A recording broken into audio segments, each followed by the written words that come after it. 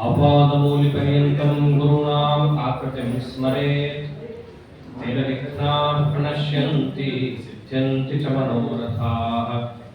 अस्मद्गुरुसमारम्भां टीकाकृत्पादमध्यमां श्रीमदाचार्यपर्यन्तां वन्दे गुरुपरम्परां। वेदव्यासगुणावास विद्याधीशसतां वश मां निराशं गतक्लेशं कुर्वनाशं हरेशम्।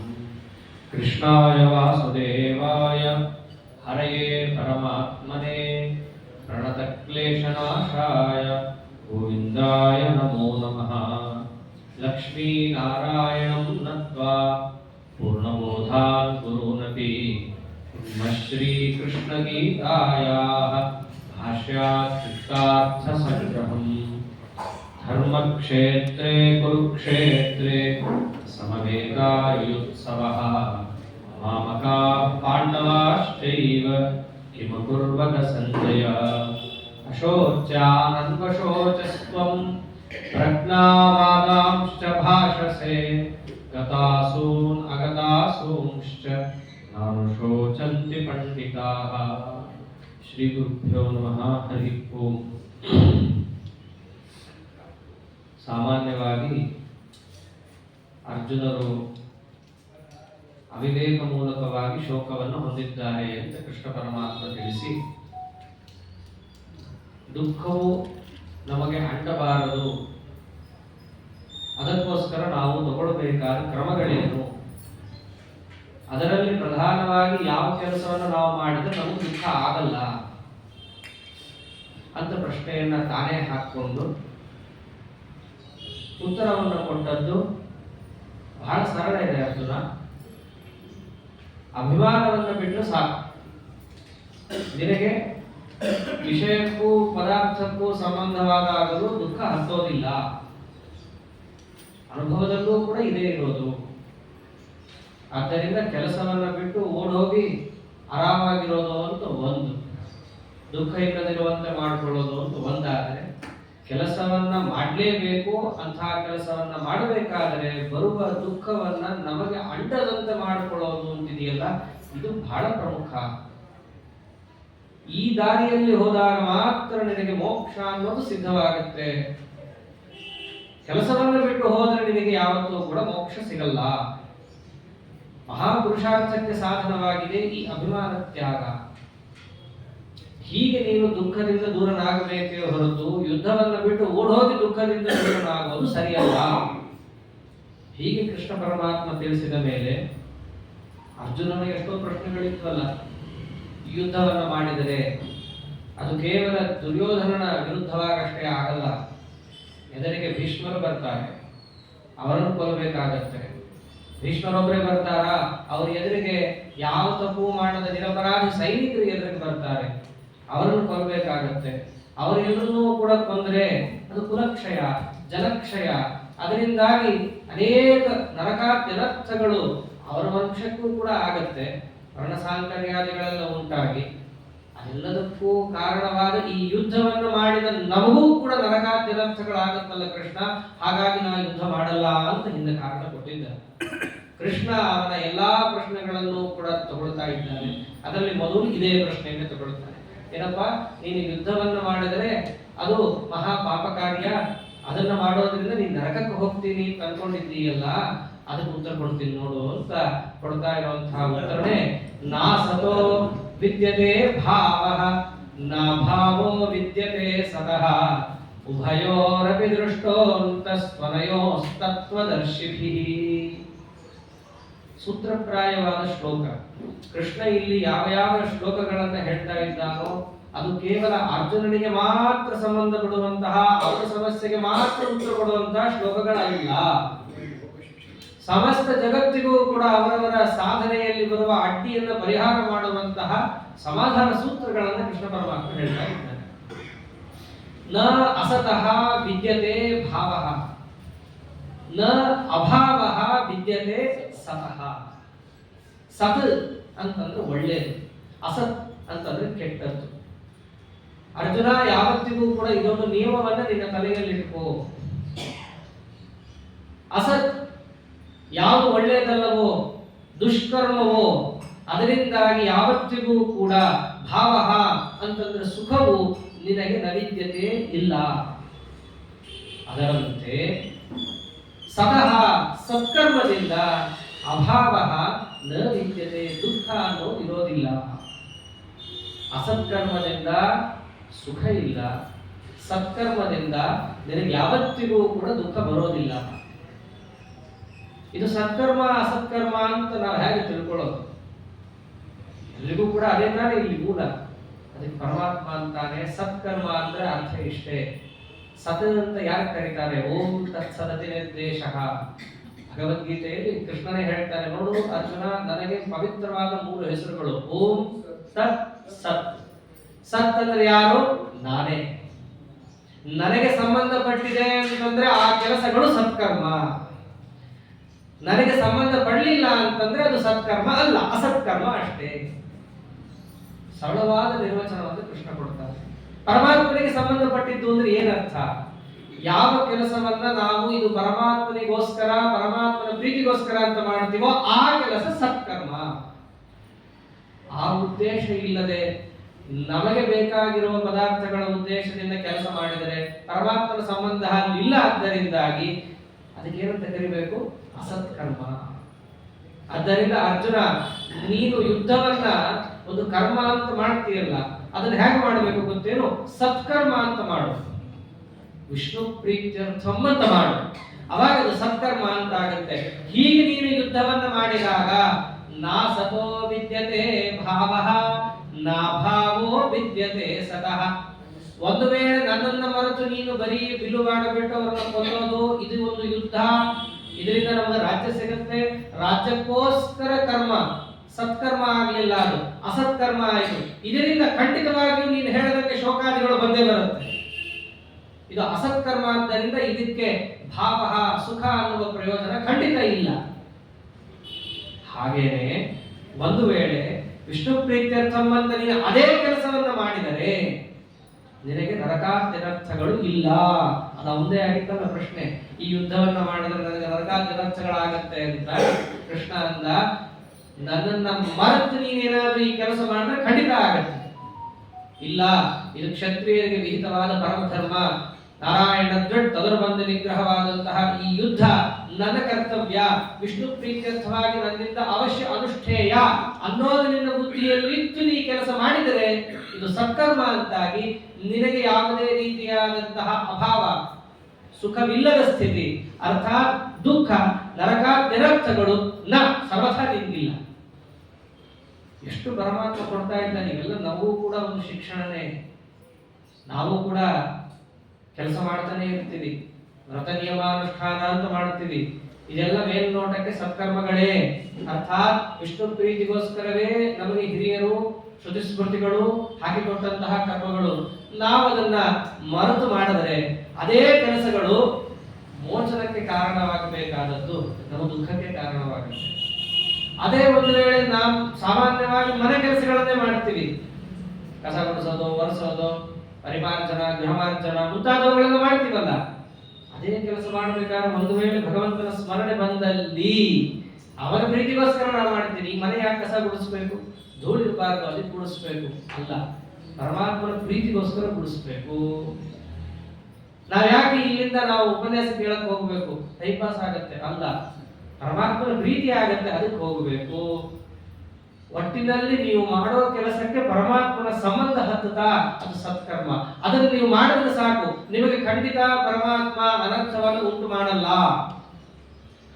ಅವನನ್ನು ಮರೆತರೆ ಮಾತ್ರ ಖಂಡಿತ ಇದೆ. ಅದನ್ನೇ ಅಂತ ಅರ್ಜುನನಿಗೆ. ಆದ್ದರಿಂದ ಈ ಎರಡೂ ಅಂಶಗಳನ್ನು ಗಟ್ಟಿಯಾಗಿ ಇಟ್ಟುಕೋ ಅರ್ಜುನ. ಹೌದು ಕೃಷ್ಣ, ನೀ ಹೇಳ್ತಿದ್ದೀಯ, ಇದಕ್ಕೇನು ಪ್ರಮಾಣ? ಕೃಷ್ಣನಿಗೆ ಪ್ರಮಾಣವನ್ನು ಕೇಳ್ತಾ ಇದ್ದಾನೆ ಅರ್ಜುನ ಇಲ್ಲಿ. ಯಾವ ಕೃಷ್ಣ ಪರಮಾತ್ಮನೇ ಪ್ರಮಾಣಗಮ್ಯ ಓಂ ಶಾಸ್ತ್ರಯೋನಿತ್ವಾ ಓಂ ಅಂತ ಸೂತ್ರಗಳು ಹೇಳ್ತಾ ಇದ್ದಾವೋ, ಅರ್ಜುನ ಅವನು ಕೇಳ್ತಾನೆ, ಹೌದು ನೀ ಹೇಳ್ತಿದ್ದೀಯ, ಇದಕ್ಕೇನು ಪ್ರಮಾಣ?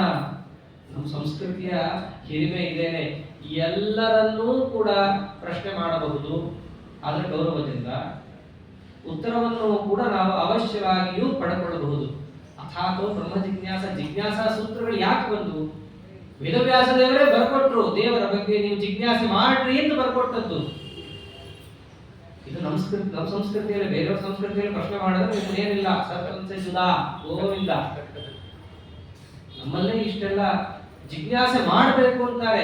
ಹರಿಸರ್ವೋತ್ತಮ ಅಂದ ತಕ್ಷಣ ಕೈ ಮುಗಿದು ಗಲ್ಲ ತಟ್ಟುಕೊಂಡು ಹೋಗೋದಕ್ಕಲ್ಲ ಇರೋದು.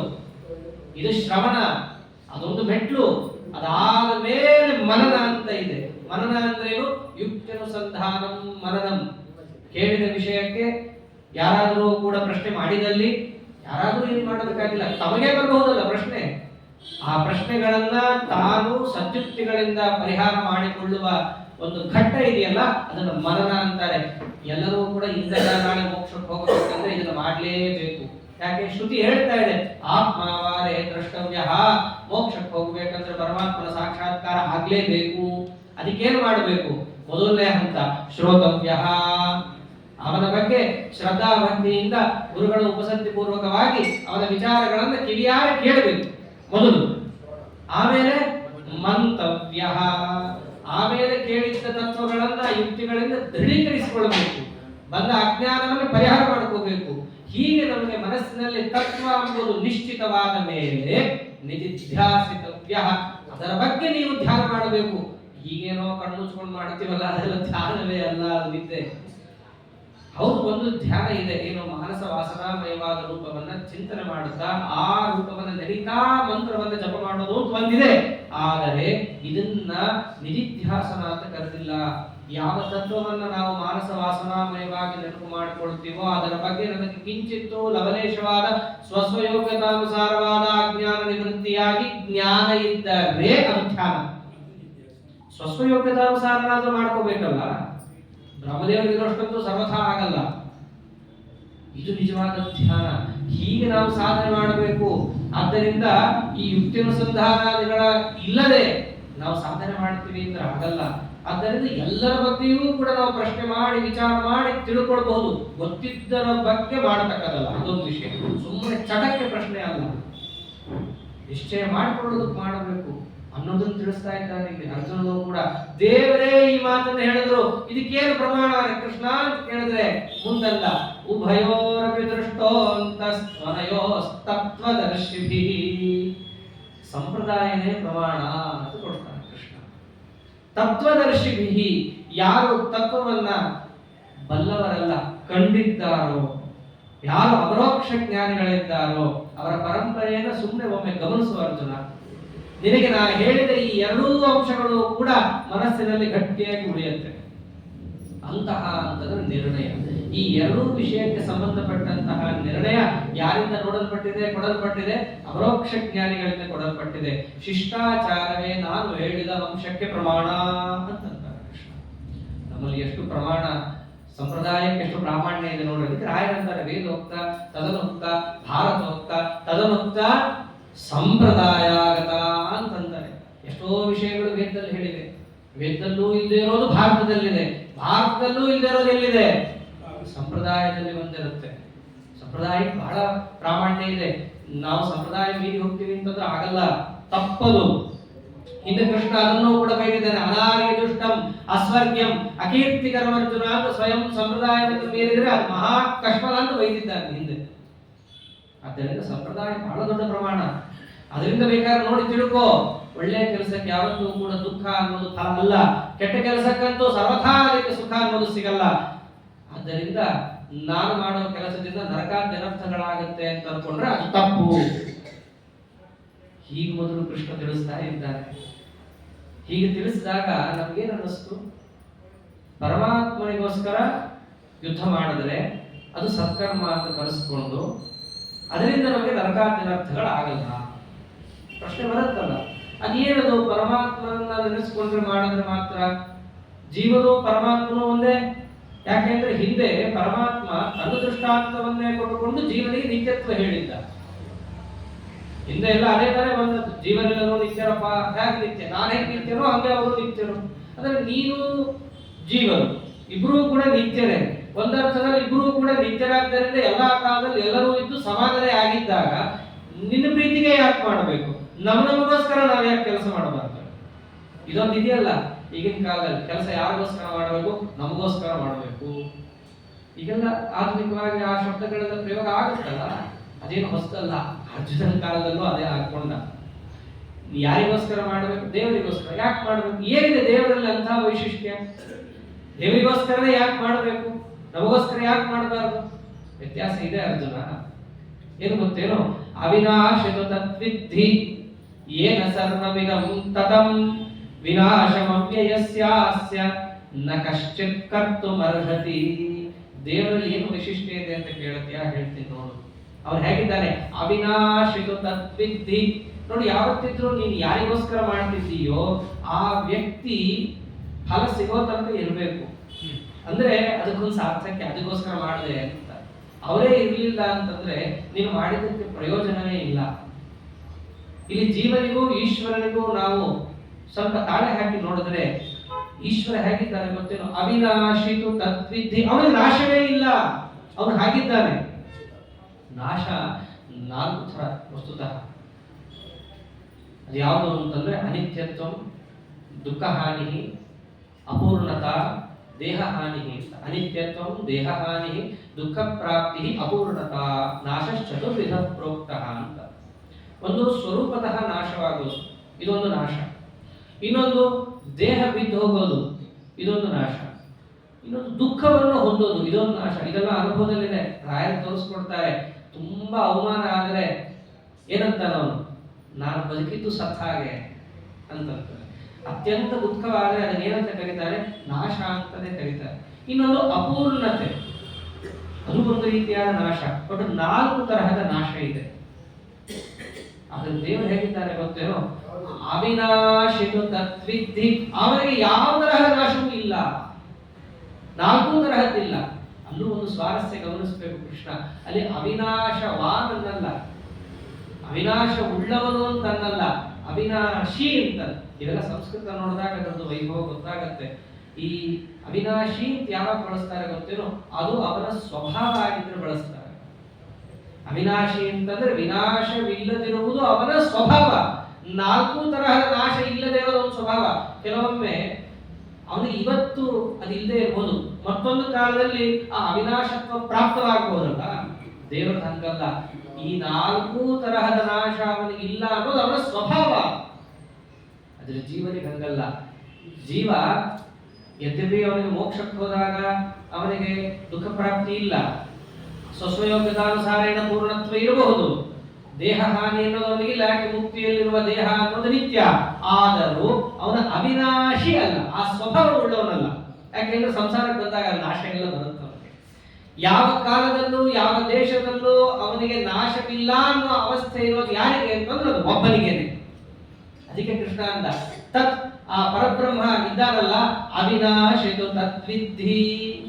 ಅದು ಹೇಗಿದೆ ಗೊತ್ತೇನು? ಏನ ಸರ್ವವಿದಂ ತತಂ. ಸಮಸ್ತ ಭೂಮಂಡಲ ಅಷ್ಟೇ ಅಲ್ಲ ಅರ್ಜುನ, ಸಮಸ್ತ ಬ್ರಹ್ಮಾಂಡದಲ್ಲೂ ಕೂಡ ಅವನು ವ್ಯಾಪಿಸಿದ್ದಾನೆ. ಪ್ರಶ್ನೆ ಬರುತ್ತಲ್ಲ, ಅವನಿಗೆ ನಾಶ ಇಲ್ಲ ಅಂತಂತೀಯಲ್ಲ, ಹೇಗಾದ್ರೂ ಮಾಡಿ ನಾಶ ಒದಗಿಸಬಹುದೇ ಶಸ್ತ್ರಾಸ್ತ್ರಗಳಿಂದ? ಸುಮ್ಮನಿಟ್ಟರೆ ತಣ್ಣಗಿರುತ್ತೆ. ಯಾವ ಪದಾರ್ಥ ಆದ್ರೂ ಹಾಗೇನೆ, ನಾವೇ ಬಂದು ಅದನ್ನ ಬಾರಿಸಿ ಹೊಡೆದು ಮುರಿದು ಹಾಕೋತನಕ ಮಡಕೆ ಸಹಿತ ಹಾಗೆ ಇರುತ್ತೆ.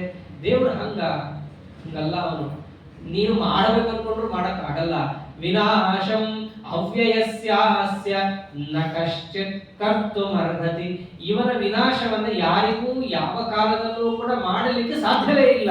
ಕಾರಣ ಅವ್ಯಯಸ್ಯ, ಅದೊಂದು ಸ್ವಭಾವ. ವ್ಯಯ ಅಂದ್ರೆ ನಾಶ. ನಾಶ ಹೊಂದದೇ ಇರೋದೇ ಅದರ ಸ್ವಭಾವ ಆದಾಗ ಯಾರ ಕೈಲಿ ಅದನ್ನು ನಾಶ ಮಾಡ್ಲಿಕ್ಕಾಗತ್ತೆ? ಇದು ದೇವರ ವೈಶಿಷ್ಟ್ಯ ಇದೆ. ಆದ್ದರಿಂದ ನಿತ್ಯತ್ವ ಅನ್ನೋದಿದೆ ಅಂತ ಅನ್ಕೊಂಡು ನಮಗೋಸ್ಕರ ಯಾಕೆ ಇರಬಾರದು, ದೇವರಿಗೋಸ್ಕರನೇ ಯಾಕೆ ಮಾಡಬೇಕು?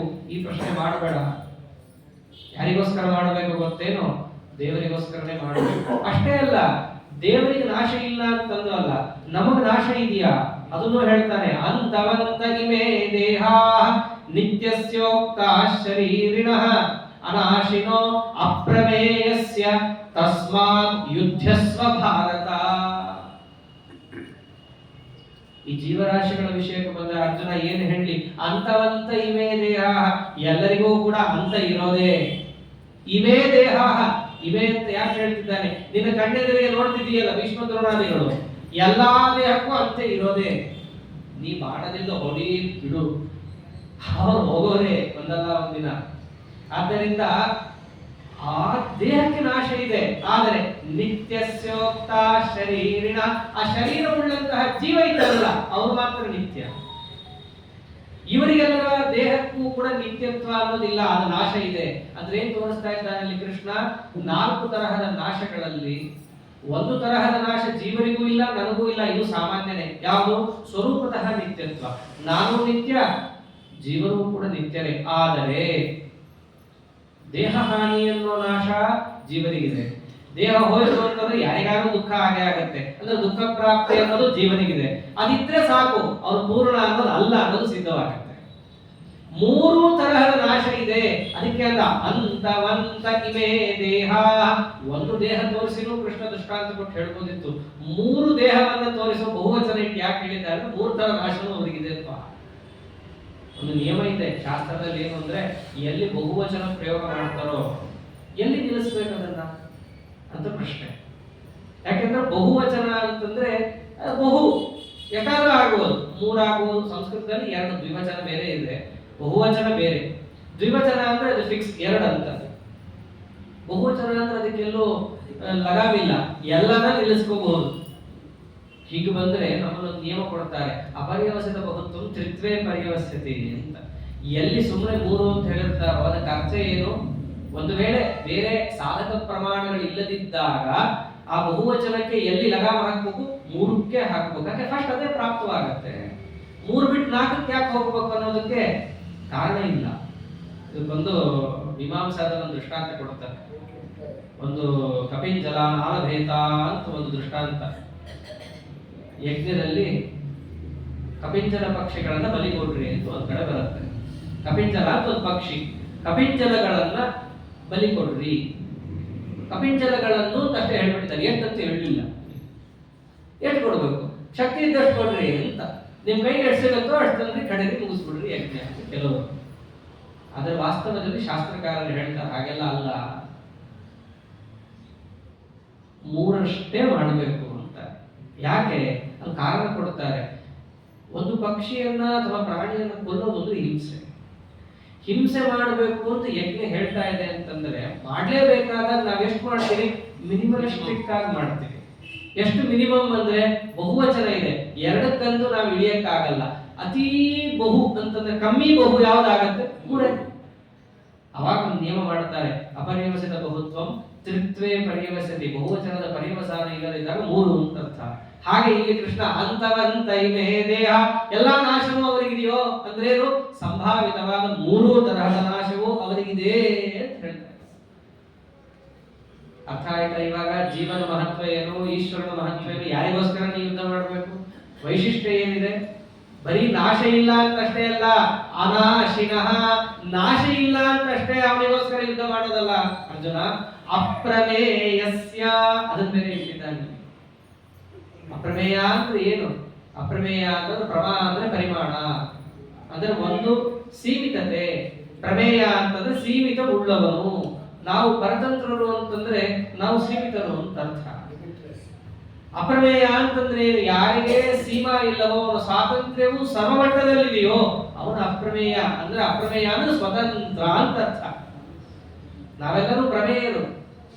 ನಮ್ಮ ಸ್ವಾತಂತ್ರ್ಯಕ್ಕೊಂದು ಲಿಮಿಟ್ ಇದೆ, ಅವನ ಸ್ವಾತಂತ್ರ್ಯಕ್ಕೆ ಲಿಮಿಟ್ ಇಲ್ಲ. ಅವನೇ ಎಲ್ಲರಿಗಿಂತಲೂ ಸ್ವತಂತ್ರ.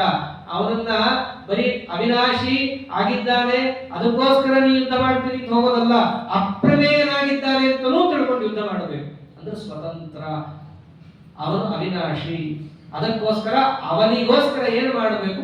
ತಸ್ಮಾತ್ ಯುದ್ಧಸ್ವ ಭಾರತ. ಅವನಿಗೋಸ್ಕರ ನೀನು ಏನು ಮಾಡಬೇಕು? ಯುದ್ಧ ಮಾಡಬೇಕು. ಅವಾಗ ಅದೇನಾಗತ್ತೆ? ಸತ್ಕರ್ಮ ಅಂತ ಆಗತ್ತೆ. ಆದ್ದರಿಂದ ಜೀವ ಈಶಾನೋ ವ್ಯತ್ಯಾಸ. ಜೀವನ ಬಗ್ಗೆ ಹೇಳದೆ ಈಶ್ವರನ ಬಗ್ಗೆನೂ ಹೇಳದೆ, ನಾವಿಬ್ರು ಒಂದರ್ಥದಲ್ಲಿ ನಿತ್ಯರೇ ಆದರೂ ಈಶ್ವರ ಅನ್ನೋದು ಸ್ವತಂತ್ರನಿದ್ದಾನೆ ಅಂತ ತಿಳ್ಕೋ. ಅವರ ಅಧೀನ ಜಗತ್ತಿದೆ ಅಂತ ತಿಳ್ಕೋ. ಇಡೀ ಜಗತ್ತೊಂದು ಯಾವುದು ಬರುತ್ತಲ್ಲಿ? ಮೋಕ್ಷವೂ ಸೇರುತ್ತೆ. ನಿನಗೆ ಮೋಕ್ಷ ತಾನೇ ಬೇಕಿರೋದು. ಏನೋ ಈ ರಾಜ್ಯ ಸುಖ ಭೋಗ ನಿನಗೂ ಬೇಕಾಗಿಲ್ಲ. ಯಾಕಂದ್ರೆ ಹೇಳಿರ್ತಾನೆ, ಕಿನ್ನೋ ರಾಜ್ಯನ ಗೋವಿಂದ ಕಿಂ ಭೋಗ ಜೀವಿತೇನವ. ನನಗೆ ರಾಜ್ಯದ ಅಪೇಕ್ಷೆ ಇಲ್ಲ, ವಿಜಯದ ಅಪೇಕ್ಷೆ ಇಲ್ಲ, ನನಗೆ ಯಾವುದರ ಅಪೇಕ್ಷೆ ಇಲ್ಲ. ಒಳ್ಳೇದಾಯ್ತು, ಮೋಕ್ಷ ಬೇಕಾನೆ. ಯಾರ ಅಧೀನದಲ್ಲಿದೆಯೋ ಮೋಕ್ಷ, ಅವನಿಗೋಸ್ಕರ ನೀವು ಯುದ್ಧ ಮಾಡಬೇಕು. ಅವನು ಹೇಗಿದ್ದಾನೆ? ಸ್ವತಂತ್ರನಿದ್ದಾನೆ, ಅವನ ಅನಾಶಿ ಇದ್ದಾನೆ. ಅನಾಶಿನಃ ಅಪ್ರಮೇಯಸ್ಯ ತಸ್ಮಾತ್ ಯುದ್ಧಸ್ವ ಭಾರತ. ಆದ್ದರಿಂದ ಭಾರತ ನೀನು ಅದಕ್ಕೋಸ್ಕರ ಯುದ್ಧ ಮಾಡು. ಅವಾಗ ಅದು ಸತ್ಕರ್ಮ ಅಂತ ಆಗತ್ತೆ. ಅವಾಗ ನಿನ್ ತಲೆಯಲ್ಲಿತ್ತಲ್ಲ ನಮ್ಮವರನ್ನು ಕೊಂದು ನರಕಕ್ಕೆ ಹೋಗ್ತೀನಿ, ಇದಕ್ಕೆ ಅವಕಾಶ ಇಲ್ಲ. ಇದ್ರ ಮೇಲೆ ಒಂದು ಪ್ರಶ್ನೆ ಬರುತ್ತೆ. ಸರಿ ಕೃಷ್ಣ, ನೀನ್ ಹೇಳೋದೆಲ್ಲ ಕೇಳ್ತೀನಿ, ಲೋಕದಲ್ಲೊಂದು ವ್ಯವಹಾರ ಇದೆ ತಾನೆ, ನಾನು ಕೊಂದೆ, ಇವನು ಅವನಿಂದ ಸತ್ತ, ನೀನ್ ನೋಡಿದ್ರೆ ಜೀವನಿತ್ಯ ಅಂತ ಇಷ್ಟೊಂದು ಉದ್ದ ಪ್ರವಚನ ಮಾಡ್ತಾ ಬಂದಿ. ಲೋಕ ವ್ಯವಹಾರ ನೋಡಿದ್ರೆ ಒಬ್ಬ ಸತ್ತ ಅಂತ ಇದೆ, ಇವನು ಅವನನ್ನ ಕೊಂದ ಅಂತ ಇದೆ. ಮತ್ತೆ ಇದಕ್ಕೆ ಏನರ್ಥ? ಯಾಕೆ ನೀವು ತಗೊಳ್ತಾನೆ ಅಂತಂದ್ರೆ, ಯಾವತ್ತೇ ಆಗಲಿ ಶಾಸ್ತ್ರಗಳ ವಾಕ್ಯಕ್ಕೆ ಪ್ರತ್ಯಕ್ಷಕ್ಕೆ ಅನುಗುಣವಾಗಿ ಅರ್ಥ ಮಾಡಬೇಕು ಅಂತ ಒಂದು ನಿಯಮ. ಅದ್ವೈತವನ್ನು ನಾವು ಯಾಕೆ ವಿಮರ್ಶೆ ಮಾಡ್ತೀವಿ? ಪ್ರತ್ಯಕ್ಷಕ್ಕೆ ಹತ್ರಕ್ಕೂ ಇಲ್ಲ, ಅದು ಬಹುದೂರ.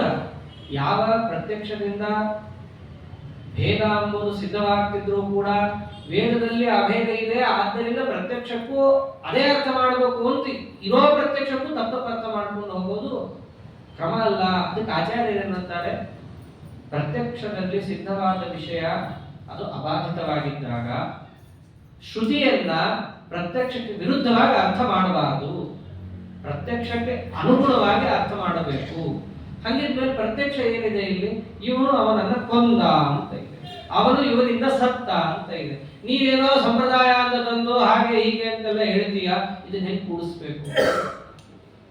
ಅವಾಗ ಕೃಷ್ಣ ಅಂದ ಒಂದು ಅಂಶ ಮತ್ತೆ ನೀನು ನಾನು ಅಪ್ರಮೇಯಸ್ಯ ಅಂತ ಹೇಳಿದ್ದೆ, ಅದನ್ನು ಮತ್ತೆ ಅಂತ ಅದನ್ನು ಮುಂದೆ ಉತ್ತರ ಕೊಡ್ತಾನೆ. ಏನಂ ವೇತ್ತಿ ಹಂತಾರಂ ಯಶ್ಚೈನಂ ಮನ್ಯತೆ ಹತಂ ಉಭೌತೌ ನ ವಿಜಾನೀತೋ ನಾಯಂ ಹಂತಿ ನ ಹನ್ಯತೆ.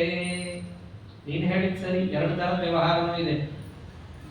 ಏನಂ ವೇತ್ತಿ ಹಂತಾರಂ, ಯಾರು ಇವನನ್ನ ಕೊಂದಿದ್ದಾನೆ ಅಂತ ತಿಳಿತಾನೋ, ಇವನು ಅವನನ್ನ ಕೊಂದ ಅಂತ ಯಾರು ತಿಳಿತಾನೋ, ಇವನು ಅವನಿಂದ ಸತ್ತ ಅಂತ ಯಾರು ತಿಳಿತಾನೋ, ಅವರಿಬ್ರು ಕೂಡ ನ ವಿಜಾನೀತ, ಇಬ್ಬರಿಗೂ ಜ್ಞಾನ ಇಲ್ಲ. ಯಾಕೆ? ನಾಯಂ ಹಂತಿ ನ ಹನ್ಯತೆ, ಈ ಜೀವನನ್ನ ಕೊಲ್ಲಕ್ಕೂ ಆಗಲ್ಲ, ನಿತ್ಯ. ಆಮೇಲೆ ಇವನು ಕೂಡ ಇನ್ನೊಬ್ಬರನ್ನು ಕೊಲ್ಲಕ್ಕಾಗಲ್ಲ. ಯಾಕೆ? ಇವನಿಗೂ ಸ್ವಾತಂತ್ರ್ಯ ಇಲ್ಲ, ಇವನಿಗೂ ಸ್ವಾತಂತ್ರ್ಯ ಕೊಲ್ಲಕ್ಕಾಗಲ್ಲ. ಅದೊಂದು ಅಂಶ. ಆದರೆ ಇನ್ನೊಂದು ಅಂಶ ಏನು? ಅವನು ಕೊಲ್ಲಕ್ಕಾಗಲ್ಲ. ನಾಯಂ ಹಂತಿ, ಇವನು ಕೂಡ ಸ್ವತಂತ್ರವಾಗಿ ಇನ್ನೊಬ್ಬನು ಕೊಲ್ಲಕ್ಕಾಗಲ್ಲ. ಯಾಕೆ? ನಿಜವಾಗಿಯೂ ಸ್ವತಂತ್ರ ಯಾರು? ಅಪ್ರಮೇಯ ಯಾರು? ದೇವರು. ನ ಹನ್ಯತೆ, ಈ ಜೀವ ನಿತ್ಯನಾದ್ದರಿಂದ ಅವನನ್ನು ಕೊಲ್ಲಕ್ಕಾಗಲ್ಲ. ಆದ್ದರಿಂದ ಈ ವ್ಯವಹಾರ ಏನು ಮಾಡ್ತಾರಲ್ಲ, ಇದು ಭ್ರಾಂತಿ ಮೂಲ. ಅದು ನಿಜವಾಗಿಯೂ ಕೂಡ ಆ ರೀತಿಯಾದ ವ್ಯವಹಾರ ಸರಿಯಲ್ಲ. ಕೃಷ್ಣ, ನೀ ಹೇಳ್ತೀಯ, ನೀನ್ ಹೇಳಿದ್ದಕ್ಕೆ ಏನು ಪ್ರಮಾಣ? ಮತ್ತೆ ಕೇಳ್ತಾನೆ. ಹಿಂದೆ ಕೇಳದ, ಅದಕ್ಕೆ ಕೃಷ್ಣ ಸಂಪ್ರದಾಯ ಅಂತ ಪ್ರಮಾಣ ಕೊಟ್ಟ. ಇವಾಗ ಮತ್ತೆ ಹೇಳ್ತಾ ಇದ್ದಾನೆ. ಇವಾಗ ಏನಂತ ಅರ್ಜುನ ಹೇಳಿದ ವ್ಯವಹಾರವನ್ನೇ ಭ್ರಾಂತಿ ಮೂಲ ಅಂತ ಹೇಳಿದಾಗ, ಹಾಗಿದ್ರೆ ಸರಿಯಾದದ್ದೇನು? ಅದಕ್ಕೇನಾದ್ರು ಪ್ರಮಾಣ ಕೊಡಬೇಕಲ್ಲ. ಪ್ರಮಾಣ ಇದೆ. ಏನ್ ಪ್ರಮಾಣ ಗೊತ್ತೇನು? ಕಾಟಕೋಪನಿಷತ್ತಿನ ವಾಕ್ಯ ಕೊಡ್ತಾನೆ ಕೃಷ್ಣ. ಕಾಟಕದಲ್ಲಿ ಏನ್ ಹೇಳಿದ್ದಾರೆ? ನ ಜಾಯತೆ ನಮ್ರಿಯತೆ ವಾ ಕದಾಚಿತ್ ನಾಯಂ ಭೂತ್ವಾ ಭವಿತಾ ವಾ ನ ಭೂಯಃ ಅಜೋ ನಿತ್ಯಃ ಶಾಶ್ವತೋಯಂ ಪುರಾಣಃ ನ ಹನ್ಯತೆ ಹನ್ಯಮಾನೇ ಶರೀರೇ. ನೋಡು, ನಾನು ಹೇಳಿದ ಪ್ರತಿಯೊಂದು ಅಂಶಕ್ಕೂ ಕೂಡ ಶ್ರುತಿಯ ಸಮ್ಮತಿಯೂ ಕೂಡ ಇದೆ. ನಾ ಏನ್ ಹೇಳಿದ್ದು? ನ ಜಾಯತೆ ನಮ್ರಿಯತೆ ವಾ ಕದಾಚಿತ್. ಈ ಜೀವ ಇದ್ದಾನಲ್ಲ, ನ ಜಾಯತೆ, ಇವನಿಗೆ ಹುಟ್ಟಿಲ್ಲ. ಕದಾಚಿದಪಿ ನ ಮ್ರಿಯತೆ, ಯಾವತ್ತಿಗೂ ಕೂಡ ಈತ ಸಾಯೋದಿಲ್ಲ. ಹುಟ್ಟು ಸಾವು ಎರಡು ಈ ಜೀವನಿಗಿಲ್ಲ. ಇದೇ ತಾನೇ ಹಿಂದಿನ ಹೇಳ್ಕೊಂಡ್ ಬಂದಿದ್ದು. ನತ್ವೇವಾಹಂ ಜಾತನಾಸಂ ನಚೈವ ನ ಭವಿಷ್ಯಾಮಃ, ಅದನ್ನೇ ಹೇಳ್ತಾ ಬಂದ. ಇಲ್ಲೊಂದು ಪ್ರಶ್ನೆ ಬರುತ್ತೆ, ಜೀವನಿಗೆ ಹುಟ್ಟು ಸಾವು ಇಲ್ಲದೆ ಇರಬಹುದು. ಈಗ ಈಶ್ವರನ ಜ್ಞಾನ ತಗೊಳ್ಳೋಣ, ಯಾಕೆ ದೇವರನ್ನೇ ತಗೊಳ್ಳೋಣ. ಅವನಿಗೂ ಕೂಡ ಹುಟ್ಟು ಸಾವಿಲ್ಲ. ಆದರೆ ಅವನು ಹುಟ್ಟದಿದ್ದರೂ ಕೂಡ ಅವತಾರಗಳನ್ನ ತಗೊಂಡ್ಬರ್ತಾನಲ್ಲ, ಹಾಗೆ ಜೀವನ ಯಾಕಿರಬಾರದು?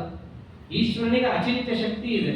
ಅವನು ಸದಾ ಇದ್ದರೂ ಕೂಡ ಕೆಲವೊಮ್ಮೆ ಮಾತ್ರ ಕಣ್ಣಿಗೆ ಕಾಣಿಸ್ಕೊಳ್ಳೋ ಹಾಗೆ ಬರ್ತಾನೆ. ಜೀವನಿಗೂ ಕೂಡ ಹುಟ್ಟು ಸಾವೇ ಇಲ್ಲ. ಮತ್ತೆ ಈ ದೇಹ ಅನ್ನೋದು ಏನು ಬಂದಿದೆಯಲ್ಲ, ಅವರ ಅಚಿಂತ್ಯ ಶಕ್ತಿಯಿಂದ ಬಂದಿರಬಹುದಲ್ಲ ಅದಕ್ಕಂದ ನಾಯಂ ಭೂತ್ವಾ ಭವಿತಾ ವಾ ನ ಭೂಯಃ, ಮೊದಲಿಂದಲೇ ಇದ್ದು ತನ್ನ ಅಚಿಂತ್ಯ ಶಕ್ತಿಯಿಂದ ದೇಹವನ್ನು ಪಡೆದಿದ್ದಾನೆ ಅಂತಲೂ ಅಲ್ಲ ಅಂತ. ದೇವರ ತರ ಅಲ್ಲ ಇವನು. ದೇವರು ಮೂಲದಲ್ಲಿ ಹೇಗಿದ್ದಾನೋ ಇಲ್ಲೂ ಕೂಡ ಹಾಗೆ ಬರ್ತಾನೆ. ಮತ್ತೆ ಹೇಗಿದ್ದಾನೆ ಇವನು? ಜೀವ ಮತ್ತು ನಿತ್ಯ ಅಂದ್ರೆ ಏನು? ಅದಕ್ಕೆ ಕೊಡ್ತಾನೆ ಕಾರಣ. ಯಾಕೆ ಜೀವನನ ನಿತ್ಯ ಅಂತೀನಿ ಗೊತ್ತೇನು? ಕಾರಣ ಕೊಟ್ಟು ಹೇಳ್ತಾನೆ. ಅಜೋ ನಿತ್ಯ ಶಾಶ್ವತಃ. ಅಲ್ಲಿ ಹೀಗಿದೆ ತತ್ವ. ಜೀವನಿಗೆ ಒಳಗಡೆ ಬಿಂಬ ಅಂತ ಬಂದಿದೆ. ಆ ಬಿಂಬ ಹೇಗಿದ್ದಾನೆ ಗೊತ್ತೇನು? ಅಜಃ, ಅವನಿಗೆ ಉತ್ಪತ್ತಿಗಳಿಲ್ಲ. ಅಜ ಅಂದ್ರೆ ಉತ್ಪತ್ತಿ. ಅವನು ಅಜ, ಅವನಿಗೆ ಉತ್ಪತ್ತಿ ಇಲ್ಲ. ಅದರಂತೆ ನಿತ್ಯ, ಅವನಿಗೆ ನಾಶ ಇಲ್ಲ. ಅವನು ಹೇಗಿದ್ದಾನೆ? ಶಾಶ್ವತಃ, ಶಾಶ್ವತೇಕ ಪ್ರಕಾರವಾಗಿ ಅವನಿದ್ದಾನೆ. ಒಳಗಿರುವ ಬಿಂಬ ಹಾಗಿರೋದ್ರಿಂದಾಗಿ ಅವನ ಸಾದೃಶ್ಯ ಇವನಲ್ಲಿ ಬರುತ್ತೆ. ಎಲ್ಲಿ? ಪ್ರತಿಬಿಂಬನಲ್ಲಿ ಬರುತ್ತೆ. ಮುಖ ಬೆಳ್ಳಗಿತ್ತು ಅಂತಂದ್ರೆ ಕನ್ನಡಿಯಲ್ಲೂ ಪ್ರತಿಬಿಂಬ ಹೇಗೆ ಬರುತ್ತೆ? ಬೆಳ್ಳಗೆ ಬರುತ್ತೆ. ಹಾಗೆ ಅವನು ಬಿಂಬ ನಿತ್ಯನಾಗಿರೋದ್ರಿಂದ ಈ ಜೀವನವು ಕೂಡ ಏನಾಗಿದ್ದಾನೆ? ಪ್ರತಿಬಿಂಬನಾದ್ದರಿಂದ ಅವನು ಕೂಡ ನಿತ್ಯನೇ, ಅಜನೇ, ಅವನು ಶಾಶ್ವತನೇ. ಆದ್ದರಿಂದ ಯಾಕೆ ಜೀವನಿತ್ಯ, ಯಾಕೆ ಜೀವನಿತ್ಯ ಅಂತ ಕೇಳ್ತಿದ್ಯಲ್ಲ, ಕಾರಣ ಕೊಟ್ಟೆ. ಏನ್ ಕಾರಣ ಕೊಟ್ಟಿದ್ದು? ಬಿಂಬನಾದ ಪರಮಾತ್ಮನ ಪ್ರತಿಬಿಂಬನಾದ್ದರಿಂದ ಜೀವನು ಕೂಡ ನಿತ್ಯ. ವೇದದಲ್ಲಿ ಕೊಟ್ಟ ಕಾರಣ ಇದು. ಎಲ್ಲರೂ ಕೂಡ ನಾವೆಲ್ಲರೂ ಅನುಸಂಧಾನ ಮಾಡಬೇಕಾದದ್ದೇ. ಮತ್ತೆ ಇನ್ನೊಂದು, ಬಿಂಬ ಪ್ರತಿಬಿಂಬ ಭಾವ ಅನುಸಂಧಾನ ಅಂದ್ರೆ ಏನು? ಇದೆಲ್ಲವನ್ನೂ ಆಚಾರ್ಯರು ಬಹಳಷ್ಟು ದೀರ್ಘವಾಗಿ ಚರ್ಚೆ ಮಾಡಿಕೊಡ್ತಾರೆ. ಸಂಕ್ಷೇಪವಾಗಿ ಹೇಳಬಹುದಾದರೆ, ಬಿಂಬ ಪ್ರತಿಬಿಂಬ ಭಾವ ಅಂದರೆ ದೇವರ ಅಧೀನ ನಾನು ಅಂತ ಚಿಂತನೆ ಮಾಡೋದೇ ಅದರ ಅರ್ಥ. ದೃಷ್ಟಾಂತಕ್ಕೆ, ಸೂರ್ಯನ ಪ್ರತಿಬಿಂಬ ನೀರಿನಲ್ಲಿ ಬೀಳುತ್ತೆ. ಪ್ರತಿಬಿಂಬ ಅಂತ ಯಾಕೆ ಕರಿತೀವಿ? ಸೂರ್ಯನ ಚಲನವಲನಕ್ಕೆ ಅಧೀನವಾಗಿದೆ. ಇದರ ಚಲನವಲನ ಸೂರ್ಯನಿಗೆ ಅಧೀನವಾಗಿದೆ. ಅದಕ್ಕೋಸ್ಕರ ಇದು ಅದರ ಪ್ರತಿಬಿಂಬ ಅಂತ. ಹಾಗೆ ಜೀವ ಈಶನ ಪ್ರತಿಬಿಂಬ. ಯಾಕೆ? ಇವನು ಅವನ ಅಧೀನ, ಪರಮಾತ್ಮನ ಅಧೀನ. ಅವನೇನಾದ್ರೂ ಕೂಡ ಹೇಗಿರ್ತಾನೋ ಇವನು ಹಾಗಿರ್ತಾನೆ. ಅವನು ಹೇಗಿದ್ದಾನೆ? ಅಜೋ ನಿತ್ಯ ಶಾಶ್ವತಃ. ಅವನು ಹಾಗಿರೋದ್ರಿಂದಾಗಿ ಇವನು ಕೂಡ ಹೇಗಿದ್ದಾನೆ? ಅಜೋ ನಿತ್ಯ ಶಾಶ್ವತಃ. ಓ, ಹಾಗಿದ್ರೆ ಪೂರ್ಣ ಪರಮಾತ್ಮನ ಥರನೇ ಅಂತ ಬಿಟ್ರೆ ಎಲ್ಲವೂ ಕೂಡ ಅವನ ಥರನೇ ಬಂತ? ಏನ್ ವ್ಯತ್ಯಾಸ? ಇಲ್ಲ. ಅಯಂ ಪುರಾಣ, ವ್ಯತ್ಯಾಸ ಇದೆ. ಅದಕ್ಕೆ ಅಯಂ ಅಂತ ಮಧ್ಯದಲ್ಲಿ ಇಟ್ಟರು. ಇವನು ಹೇಗಿದ್ದಾನೆ ಗೊತ್ತೇನು? ಪುರಾಣ. ಪುರಾಣ ಅಂದ್ರೆ ಏನು? ದೇವರಂತೆ ಇವನಲ್ಲ. ಪುರ ಅಂದ್ರೆ ಶರೀರ. ಒಂದೊಂದು ಶರೀರಕ್ಕೂ ಕೂಡ ಅಣತಿ ಓಡಾಡ್ತಾ ಇರ್ತಾನೆ. ಆದ್ದರಿಂದ ದೇವರಿಗೂ ಇವನಿಗೂ ವ್ಯತ್ಯಾಸ. ದೇವರ ಹಂಗಲ್ಲ, ಅವನು ಇನ್ನೊಂದು ಶರೀರಕ್ಕೆ ಎಂದೆಂದು ಹೋಗೋದೇ ಇಲ್ಲ. ಎಲ್ಲ ತಂದೆ, ಅಪ್ರಾಕೃತ ಚಿದಾನಂದಾತ್ಮಕವಾದ ಶರೀರ ಒಂದು. ಬಿಂಬಕ್ಕೂ ಪ್ರತಿಬಿಂಬಕ್ಕೂ ವ್ಯತ್ಯಾಸ ಎಷ್ಟಿದೆ ಅಂದ್ರೆ ಇಷ್ಟಿದೆ. ಹಾಗಿದ್ರೆ ಜೀವನ್ಗೇನು ಮಹತ್ವನೇ ಇಲ್ವಾ? ಇದೆ. ಎಷ್ಟಿದೆ? ನ ಹನ್ಯತೆ ಹನ್ಯಮಾನೇ ಶರೀರೇ. ಶರೀರ ಬಿದ್ದೋದ್ರೂ ಕೂಡ ಇವನಿಗೆ ಯಾವುದೇ ರೀತಿಯ ಲೋಪದೋಷಗಳಾಗಲ್ಲ. ಏನೇ ಬಂದರೂ ಶರೀರಕ್ಕೆ ಬರುತ್ತೆ. ಅಥವಾ ಇನ್ನೊಂದು ಅರ್ಥವೂ ಇದೆ ಈ ಶ್ಲೋಕಕ್ಕೆ. ಆಚಾರ್ಯರು ಭಾಷ್ಯದಲ್ಲಿ ಒಂದರ್ಥ, ಗೀತಾ ತಾತ್ಪರ್ಯದಲ್ಲಿ ಒಂದರ್ಥವನ್ನು ಮಾಡಿದ್ದಾರೆ. ಈಶ್ವರನ ಪರವಾಗಿ ಈ ಶ್ಲೋಕ. ಯಾಕೆ? ಎಲ್ಲಾ ವೇದಗಳು ಯಾರನ್ನ ಹೇಳುತ್ತೆ? ಪರಮಾತ್ಮನ ಹೇಳುತ್ತೆ ಅಂತಿರೋದು. ಸರ್ವೇ ವೇದಾಃ ಯತ್ಪದಮಾಮನಂತಿ. ಈ ಜಗತ್ತಲ್ಲಿ ಏಕೈಕ ಆಚಾರ್ಯರು ಅಂದ್ರೆ ನಮ್ಮ ಆಚಾರ್ಯ ಒಬ್ಬರೇ. ಸಮಸ್ತ ವೇದಗಳಿಗೂ ಕೂಡ ಮುಖ್ಯ ತಾತ್ಪರ್ಯ ಎಲ್ಲಿ? ಶ್ರೀಹರಿಯಲ್ಲಿ ಅಂತ. ಇದಕ್ಕೆ ಕಾಠಿಕೋಪನಿಷತ್ತು ಎಲ್ಲಿ ತಾತ್ಪರ್ಯ ತೋರಿಸ್ಬೇಕು? ಮತ್ತೆ ಪರಮಾತ್ಮನಲ್ಲಿ ತೋರಿಸ್ಬೇಕು. ಅವರಂತಾರೆ ಇಲ್ಲಿ ಪರಮಾತ್ಮನಲ್ಲಿ ಹೇಗೆ ಗೊತ್ತೇನು? ನಾ ಅಯಂ ಭೂತ್ವ ಅಂತಿತ್ತಲ್ಲ, ಅಲ್ಲಿ ನಾ ಅಂತಷ್ಟೇ ಬಿಡಿಸ್ಕೋಬೇಕು. ನಾ ಅಂದ್ರೆ ಏನು? ನಾ ಅಂದ್ರೆ ಪರಮಪುರುಷ. ಸಮನ ಅಂತ ಕರಿಬೇಕಾದ್ರೆ ಏನಂತೀವಿ? ಸಮಹ ನಾ ಯಸ್ಯ. ಯಾರಿಗೆ ನಾ ಅಂದ್ರೆ ಪರಮಪುರುಷನು ಸಮನಾಗಿದ್ದಾನೋ ಅವಳು ಸಮನ. ನಾ ಅಂದ್ರೇನು? ಸಾಕ್ಷಾತ್ ನಾರಾಯಣ. ಆತ ಹೇಗಿದ್ದಾನೆ? ನ ಜಾಯತೆ ನ ಮ್ರಿಯತೆ. ಅವನು ಹುಟ್ಟೋಲ್ಲ, ಸಾಯಲ್ಲ. ಅಷ್ಟೇ ಅಲ್ಲ, ಇಲ್ಲಿ ಅನ್ವಯ ಮಾಡಬೇಕಾದ್ರೆ ಹೇಗೆ? ಭೂತ್ವಾ ಭವಿತಾ ಪುನಃ ಭೂಯ. ಅವನು ಮೊದಲು ಹೇಗಿದ್ದಾನೋ ಹಾಗೆ ಇರ್ತಾನೆ. ಅವನ ಅಚಿಂತ್ಯ ಶಕ್ತಿಯಿಂದ ತಾನು ಆವಿರ್ಭೂತನಾಗುತ್ತಾನೆ. ಮತ್ತೆ ಅಜೋ ನಿತ್ಯ ಶಾಶ್ವತ. ದೇವರು ಹೇಗಿದ್ದಾನೆ? ಅಜ ಇದ್ದಾನೆ, ನಿತ್ಯನಿದ್ದಾನೆ, ಶಾಶ್ವತನಿದ್ದಾನೆ. ಅವನ ಸಾದೃಶ್ಯ ಜೀವನದಲ್ಲಿರೋದ್ರಿಂದ ಜೀವನವೂ ಕೂಡ ಅಜ ಇದ್ದಾನೆ, ನಿತ್ಯನಿದ್ದಾನೆ, ಶಾಶ್ವತನಿದ್ದಾನೆ. ಓ ಇಬ್ಬರಿಗೂ ಒಂದೇನಾ? ಇಲ್ಲ ಇಲ್ಲ, ಅವನು ಪುರಾಣ, ಇವನು ಪುರಾಣ ಅಲ್ಲ ಅಂತಾರೆ ಆಚಾರ್ಯರು. ಪುರಾಣ ಅಂದ್ರೆ ಏನು? ಅವನಿಷ್ಟಕ್ಕೆ ತಕ್ಕಂತೆ ಶರೀರವನ್ನು ತಗೊಳ್ತಾನೆ ದೇವರು. ಜೀವನಿಗೆ ಆ ಸ್ವಾತಂತ್ರ್ಯ ಇಲ್ಲ. ಇಷ್ಟಪಟ್ಟು ಯಾರು ಹೋಗ್ತಾರೇನ್ರಿ, ನನಗೆ ಮುಂದಿನ ಜನ್ಮದಲ್ಲಿ ಇದೇ ಶರೀರ ಬೇಕು, ಇಲ್ಲ. ದೇವರು ಎಲ್ಲಿ ನಮ್ಮನ್ನು ತಂದು ತುರುಕ್ತಾನೋ ಅಲ್ಲಿ ಹೋಗ್ಬೇಕಷ್ಟೇ. ಇವನು ಪುರಃ ಅಡ ಹಪ್ಪ ಅಣ್ಣ ಅನ್ಕೊಂಡು ದೇವರು ಹಾಕಿದ್ರಲ್ಲಿ ಹೋಗ್ಬೇಕಷ್ಟೇ. ಅವನ ಹಾಗೆಲ್ಲ ಅಲ್ಲ, ತನಗೆ ಯಾವ ಶರೀರ ಬೇಕು ಅಲ್ಲಿ ಬರ್ತಾನೋ. ಮೀನಾಗಿ ಬರ್ತಾನೆ, ಕೂರ್ಮನಾಗಿ ಬರ್ತಾನೆ, ವರಾಹನಾಗಿ ಬರ್ತಾನೆ, ಬೇಡ ಅರ್ಧ ಪ್ರಾಣಿ ಅರ್ಧ ಮನುಷ್ಯ ಅದಕ್ಕೂ ಆಗಿ ಬರ್ತಾನೆ. ಅವನಿಗೆ ಹೇಗೆ ಬೇಕು ಅವನು ಬರ್ತಾನೆ ಹೊರತು ಈ ಒಂದು ವ್ಯತ್ಯಾಸ ಅಂತೂ ಇದ್ದದ್ದೇ. ಸ್ವೇಚ್ಛೆಯಿಂದ ಶರೀರಾದಿಗಳು ಅಪರಾಕೃತವಾದದ್ದೇನಿದೆ ಅದನ್ನು ತಗೊಳ್ಳೋ ಸಾಮರ್ಥ್ಯ ಇವನದ್ದಾದರೆ, ಇವನ ಇಚ್ಛೆ ಕೆಲಸ ಇಲ್ಲ ಜೀವನದು. ದೇವರು ಕೊಟ್ಟಿದ್ದನ್ನು ಕೈ ಮುಕ್ಕೊಂಡು ಈ ಸಾಧನೆ ಶರೀರ ಅಂತ ಅನ್ಕೊಂಡು ಸಾಧನೆ ಮಾಡಬೇಕಷ್ಟೇ. ಇದು ವ್ಯತ್ಯಾಸ ಇದೆ. ಅಂದ್ರೆ ಜೀವನಿಗೆ ಎಷ್ಟು ಮಹತ್ವ ಕೊಟ್ಟಂಗಾಯ್ತು. ನ ಹನ್ಯತೆ ಹನ್ಯಮಾನೇ ಶರೀರೆ. ನಿನ್ನ ಶರೀರ ಹೋಗ್ತಾ ಇರುತ್ತೆ, ಏನು ಮಾಡೋಕ್ಕಾಗಲ್ಲ.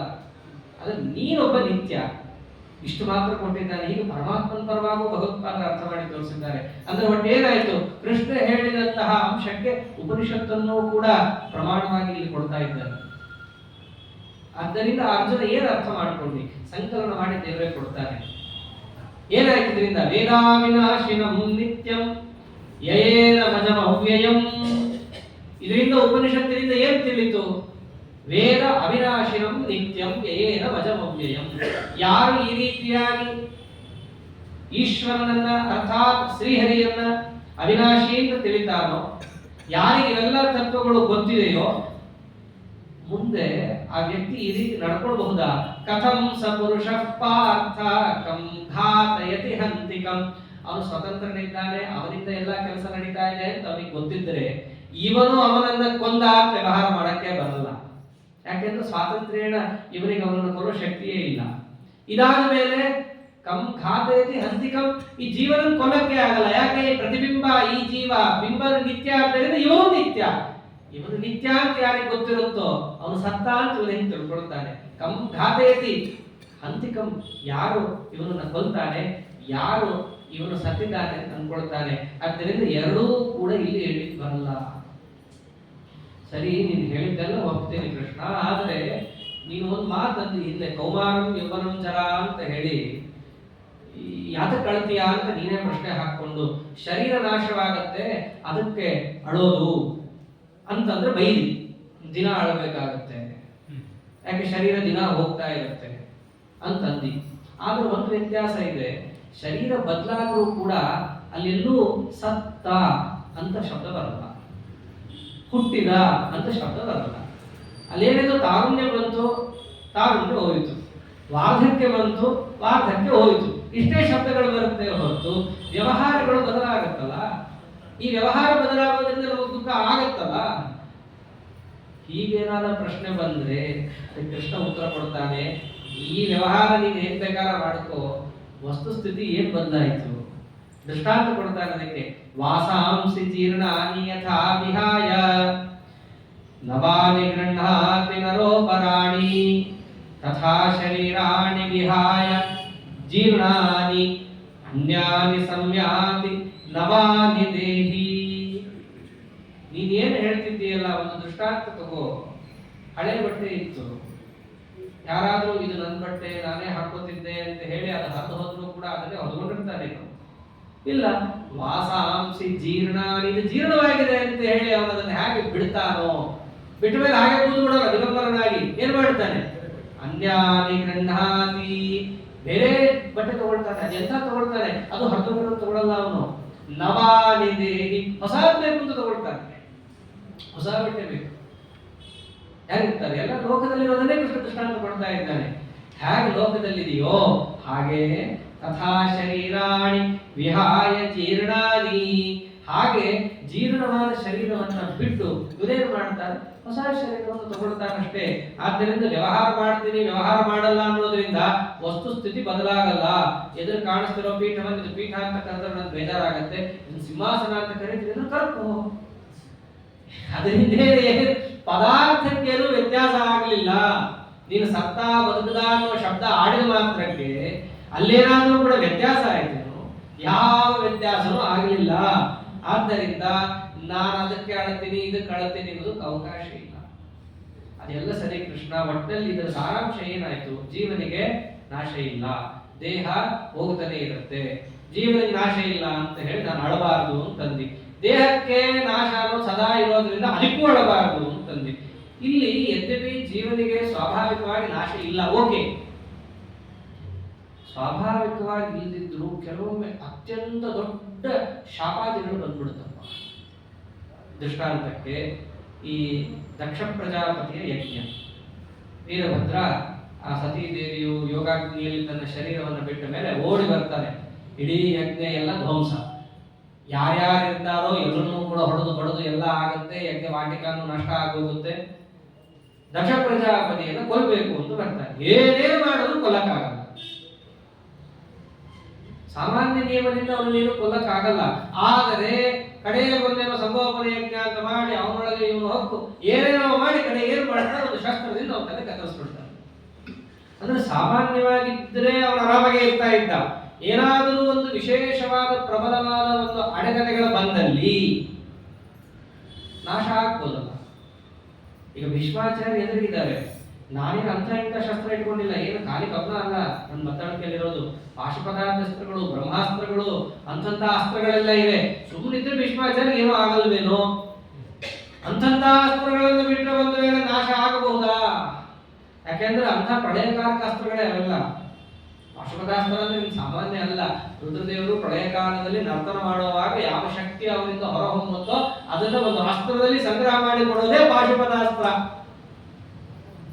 ಬ್ರಹ್ಮಾಸ್ತ್ರ ಅಂದ್ರು ಬ್ರಹ್ಮಗಾಯತ್ರಿಯಿಂದ ಇಡೀ ಜಗತ್ತನ್ನ ಹೇಗೆ ಬೇಕಾದ್ರೂ ಮುನ್ನಡೆ ಮಾಡಿ ಒಗಿಬಹುದು, ಅದು ಬ್ರಹ್ಮಾಸ್ತ್ರ. ಇಂತಿಂತ ಅಸ್ತ್ರಗಳು ನನ್ನ ಹತ್ರ ಇದೆ. ಏನಾದ್ರು ನಾಳೆ ಹೆಚ್ಚು ಕಡಿಮೆ ಆಗ್ಬಿಡೋಣ, ನಿನ್ ಮಾತು ಕೇಳ್ಕೊಂಡು ಏನು ಆಗಲ್ಲ ಅಂತ ಹೇಳಿ ಬಿಡೋಣ, ಯಥಾದತ್ತ ಆದ್ರೆ ಏನು ಗತಿ? ಸಾಮಾನ್ಯವಾಗಿದ್ರೆ ಏನಾಗಲ್ಲ, ಹಾಗೆ ಅವ್ರು ಇರ್ತಾರೆ. ನಾನು ಮಾಡ್ಬಿಟ್ರೆ ಏನಾರು ಆಗ್ಬಿಟ್ರೆ? ಅದಕ್ಕೆ ಕೃಷ್ಣ ಅಂದ, ನೈನಂ ಛಿಂದಂತಿ ಶಸ್ತ್ರಾಣಿ ನೈನಂ ದಹತಿ ಪಾವಕಃ ನ ಚೈನಂ ಕ್ಲೇದಯಂತ್ಯಾಪಃ ನ ಶೋಷಯತಿ ಮಾರುತಃ. ನೀನು ಯಾವ್ಯಾವ ಅಸ್ತ್ರ ತಂದು ನಿನ್ ಬತ್ತಳಿಕೆಯಲ್ಲಿ ಬೇಕಾದ್ರೂ ಇಟ್ಟುಕೋ. ನೈನಂ ಛಿಂದಂತಿ ಶಸ್ತ್ರಾಣಿ, ಈ ಜೀವನನ್ನ ಯಾವ ಶಸ್ತ್ರಾಸ್ತ್ರವೂ ಕೂಡ ಛೇದನ ಮಾಡೋದಿಲ್ಲ. ಬರೀ ಅಸ್ತ್ರ ಅಷ್ಟೇ ಯಾಕೆ, ಪಂಚಭೂತಗಳನ್ನು ತಗೋ. ಯಾವ ಬೆಂಕಿಯೂ ಕೂಡ ಅವನನ್ನ ಸುಡ್ಲಿಕ್ಕಾಗಲ್ಲ. ಯಾವ ನೀರು ಕೂಡ ಅವನನ್ನ ತ್ವಯಿಸಿ ಅವನನ್ನ ಕೊಳೆತು ಹೋಗುವಂತೆ ಮಾಡ್ಲಿಕ್ಕೆ ಆಗಲ್ಲ. ಹಾಗೆ ನಶೋಷಯತಿ ಮಾರುತಃ, ಯಾವ ಗಾಳಿಯೋ ಅವನನ್ನು ಒಣಗಿಸಿ ಜೀರ್ಣವಾಗಿ ಮಾಡ್ಲಿಕ್ಕೆ ಆಗೋಲ್ಲ. ಇದು ಆತ್ಮನ ಸಾಮರ್ಥ್ಯ. ನಾವೇನಾದ್ರು ಒಂದು ವೇಳೆ ಬಾಣ ಬಿಟ್ರೆ ಏನಾರು ಆಗ್ಬಿಡುತ್ತಾ? ಏನೇನೇನೇನೂ ಆಗಲ್ಲ. ಅವರಿಗೆ ಅಳಬೇಡ.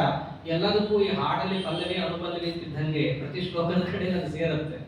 ಅಳಬೇಡ, ಯಾಕೆ ಅಲ್ಲಿಂದಲೇ ಬಂದದ್ದು. ಅಶೋಚ ಅಲ್ಪಶೋಚಸ್ತಂ, ಅಳಬೇಡ ಅನ್ನೋದನ್ನೇ ಹೆಣ್ಣಿಗೆ ಬಂದಿರೋದಿಲ್ಲ. ಕೃಷ್ಣ ಪ್ರಶ್ನೆ ಬರುತ್ತೆ ಅಲ್ಲಿ. ನೈನಂ ಚಿಂದಂತಿ, ಇವಾಗೇನೋ ಆಗದೆ ಇರ್ಬೋದು, ಬೇರೆಯವರೇನಾದ್ರೂ ನನಗೇನೋ ಅಂತ ಅಸ್ತ್ರಕ್ಕೆ ಸಾಮರ್ಥ್ಯ ಇಲ್ಲಪ್ಪ, ಬೇರೆ ಬೇರೆ ಕಾರಣಗಳಿಂದ ಏನಾದ್ರೂ ಆಗ್ಬಹುದಾ ಕೃಷ್ಣ?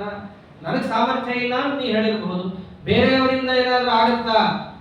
ನಿನ್ನಿಂದ ಅಷ್ಟೇ ಅಲ್ಲಪ್ಪ, ಯಾರಿಂದೂ ಆಗಲ್ಲ. ಅಚ್ಛೇದ್ಯೋಯಂ, ಮೊದಲು ನೈನಂ ಚಿಂದಂತಿ ಅಷ್ಟೇ ಹೇಳಿದ್ದ. ಇವಾಗ ಅವನನ್ನ ಕತ್ತರಿಸಲಿಕ್ಕೆ ಸಾಧ್ಯ ಇಲ್ಲ. ಅಚ್ಛೇದ್ಯೋಯಂ ಅದಾಹ್ಯೋಯಂ ಅಕ್ಲೇದ್ಯೋ ಶ್ವಶ್ಯೇವಚ, ಇವನನ್ನು ಯಾವ ಕಾರಣಕ್ಕೂ ಕೂಡ ಮಾಡ್ಲಿಕ್ಕೆ ಸಾಧ್ಯ ಇಲ್ಲ ಆ ರೀತಿಯಾಗಿ. ಕಾರಣ ನಿತ್ಯ ಸರ್ವಗತಸ್ಥಾಣೋ ಅಚಲೋಯಂ ಸನಾತನಃ. ಅವನ ಒಳಗಿರುವಂತಹ ಬಿಂಬ ಹಾಗಿದೆಯಪ್ಪ. ಅವನ ಒಳಗಿರುವಂತಹ ಬಿಂಬ ಎಷ್ಟು ಗಟ್ಟಿ ಇದೆ ಅಂತಂದ್ರೆ ದೇವರ ಕಾರುಣ್ಯ ಅನ್ಬೇಕಷ್ಟೇ. ಇದನ್ನ ಈ ಜೀವ ಎಷ್ಟು ಅವ್ಯವಸ್ಥೆ ಇದ್ರು ಆ ಜೀವನ ಜ್ಞಾನಶಕ್ತಿ, ಇಚ್ಛಾಶಕ್ತಿ, ಕ್ರಿಯಾಶಕ್ತಿ ಇದೇ ಪ್ರಧಾನ. ಅದನ್ನ ಗಟ್ಟಿಯಾಗಿ ತಾನು ಒಂದು ಹೇಗೆ ಒಂದು ಕುದುರೆಗಳನ್ನ ಸಾರಥಿ ಹೇಗೆ ಗಟ್ಟಿಯಾಗಿ ಹಿಡ್ಕೊಂಡು ಅದು ಎಲ್ಲೆಲ್ಲೂ ಹೋಗದೆ ಇರೋನು ಒಂದೇ ಕಡೆ ಇರೋ ಹಾಗೆ ಕಾಪಾಡ್ತಾನೋ, ಆ ಬಿಂಬರೂಪಿ ಪರಮಾತ್ಮ ಆ ಜೀವನ ಜ್ಞಾನಶಕ್ತಿ, ಇಚ್ಛಾಶಕ್ತಿ ಇವೆಲ್ಲವನ್ನೂ ಒಂದ್ ಕಡೆ ಗಟ್ಟಿ ಹಿಡ್ಕೊಂಡು ಒಂದು ಕೂತಿರೋದಕ್ಕೆ ಅದು ಸ್ಕ್ಯಾಟರ್ ಆಗಿ ಎಲ್ಲೂ ಹೋಗಿಲ್ಲ. ಇಲ್ದಿದ್ರೆ ಆ ಜ್ಞಾನಶಕ್ತಿಯಾದಿಗಳೆಲ್ಲ ಸ್ಕ್ಯಾಟರ್ ಆಗಿ ಹೋಗಿದ್ರೆ ಜೀವನೇ ಇಲ್ಲ ಅಂತ ಆಗ್ಬಿಡ್ತಾ ಇತ್ತು. ನಾವೆಷ್ಟು ಬೈತಿರ್ತೀವ್ರಿ ದೇವರಿಗೆ. ಬೆಳಗ್ಗೆ ಎದ್ದರೆ ಸಾಕು, ಅಲ್ಲಿಂದ ಶುರು ಪ್ರಾರಂಭ. ಸುಪ್ರಭಾತ ಎಬ್ಬಿಸ್ತಾ ಇದ್ದೀನಿ, ಹೇಳು ಬೈಯೋದೇ ಇನ್ನೇನು ಮತ್ತೆ. ದೇವರು ಮಲ್ಕೊಂಡ್ಬಿಟ್ಟಿದ್ದಾನೆ, ನಾ ಎದ್ದು ಬಿಟ್ಟಿದ್ದೀನಿ, ಇವನಿಗೆ ನಾನು ಹೊಡೆದು ಬಿಡೋದು ಎಬ್ಬಿಸ್ತಾ ಇದ್ದೀನಿ ಅಂತ ಅಲ್ಲಿಂದ ಶುರು ಬೈಯೋದು. ಸುಪ್ರಭಾತ ಶಬ್ದ ಬೇರೆ ಅರ್ಥನೇ ಹೇಳಿದ್ದಾರೆ. ಸುಪ್ರಭಾತ ಅಂತಂದ್ರೆ ಸ್ವಾಮಿ ನೀನು ಸದಾ ಜಾಗೃತನೇ, ನನಗೀಗ ನೀ ಜಾಗೃತ ಅವಸ್ಥೆಯನ್ನು ಹೊಂದಿಸಿದ್ದೀಯಾ, ಸಾಧನೆಯನ್ನು ನಾವು ಮಾಡ್ತಾ ಇದ್ದೀರಿ, ಅನುಗ್ರಹೋನ್ಮುಖರಾಗುವ ಒಂದು ಪ್ರಾರ್ಥನೆ ಸುಪ್ರಭಾತ ಅಂತಂದ್ರೆ. ಅಲ್ಲಿಂದ ನಮ್ಮ ಬೈಯೋದು ಶುರು. ಅಷ್ಟಾದ್ರೂ ಈ ಜೀವ ಪಾಪ ಹೋಗಿ ಮಾಡುತ್ತಲ್ಲ ಇಷ್ಟಾದ್ರು ಅಂತ ಹೇಳಿ ನಮ್ಮನ್ನ ಒಳಗಡೆ ಗಟ್ಟಿಯಾಗಿ ಹಿಡ್ಕೊಂಡು ತಾನು ಹೇಗೆ ನಿತ್ಯನೋ ಈ ಜೀವನ ನಿತ್ಯತ್ವವನ್ನು ನಿತ್ಯ ಸಂರಕ್ಷಣೆ ಮಾಡ್ತಾ ಇದ್ದಾನಲ್ಲ, ಅದಕ್ಕೆ ಏನಂದಿದ್ದಾನ ಅವನನ್ನ, ನಿತ್ಯೋ ನಿತ್ಯಾನಾಂ ಚೇತನಶ್ಚೇತನಾನಾಂ. ಅವನು ನಿತ್ಯರಿಗೆ ನಿತ್ಯ. ಇಬ್ರು ನಿತ್ಯ ಅಂದ್ರೆ ನಿತ್ಯರಿಗೆ ನಿತ್ಯ ಅಂದ್ರೇನು? ಆ ನಿತ್ಯನಾದ ಪರಮಾತ್ಮ ಈ ಜೀವನ ನಿತ್ಯತ್ವವನ್ನು ರಕ್ಷಣೆ ಮಾಡ್ತಾ ಇದ್ದಾನೆ. ಆ ನಿತ್ಯತ್ವ ಎಂದೂ ಹೋಗದಿರೋ ಹಂಗೆ ಕಾಪಾಡ್ತಾ ಇದ್ದಾನೆ. ಈ ಜೀವ ನಿತ್ಯ ಆದ್ರೆ ಅವನು ಪರಮ ನಿತ್ಯ. ಅಂಥ ಪರಮಾತ್ಮ ಇದ್ದಾನಲ್ಲಿ. ಅಂಥ ಪರಮಾತ್ಮ ಒಳಗಡೆ ಬಿಂಬರೂಪಿಯಾಗಿರೋದ್ರಿಂದಾಗಿ ಅವನಿಗೆ ಈ ಛೇದ ಭೇದಾದಿಗಳಿಲ್ಲ, ಗಾಳಿಯಿಂದ ಒಣಗಲ್ಲ, ನೀರಿಂದ ತೊಯ್ಯಲ್ಲ, ಬೆಂಕಿಯಿಂದ ಸುಡಲ್ಲ.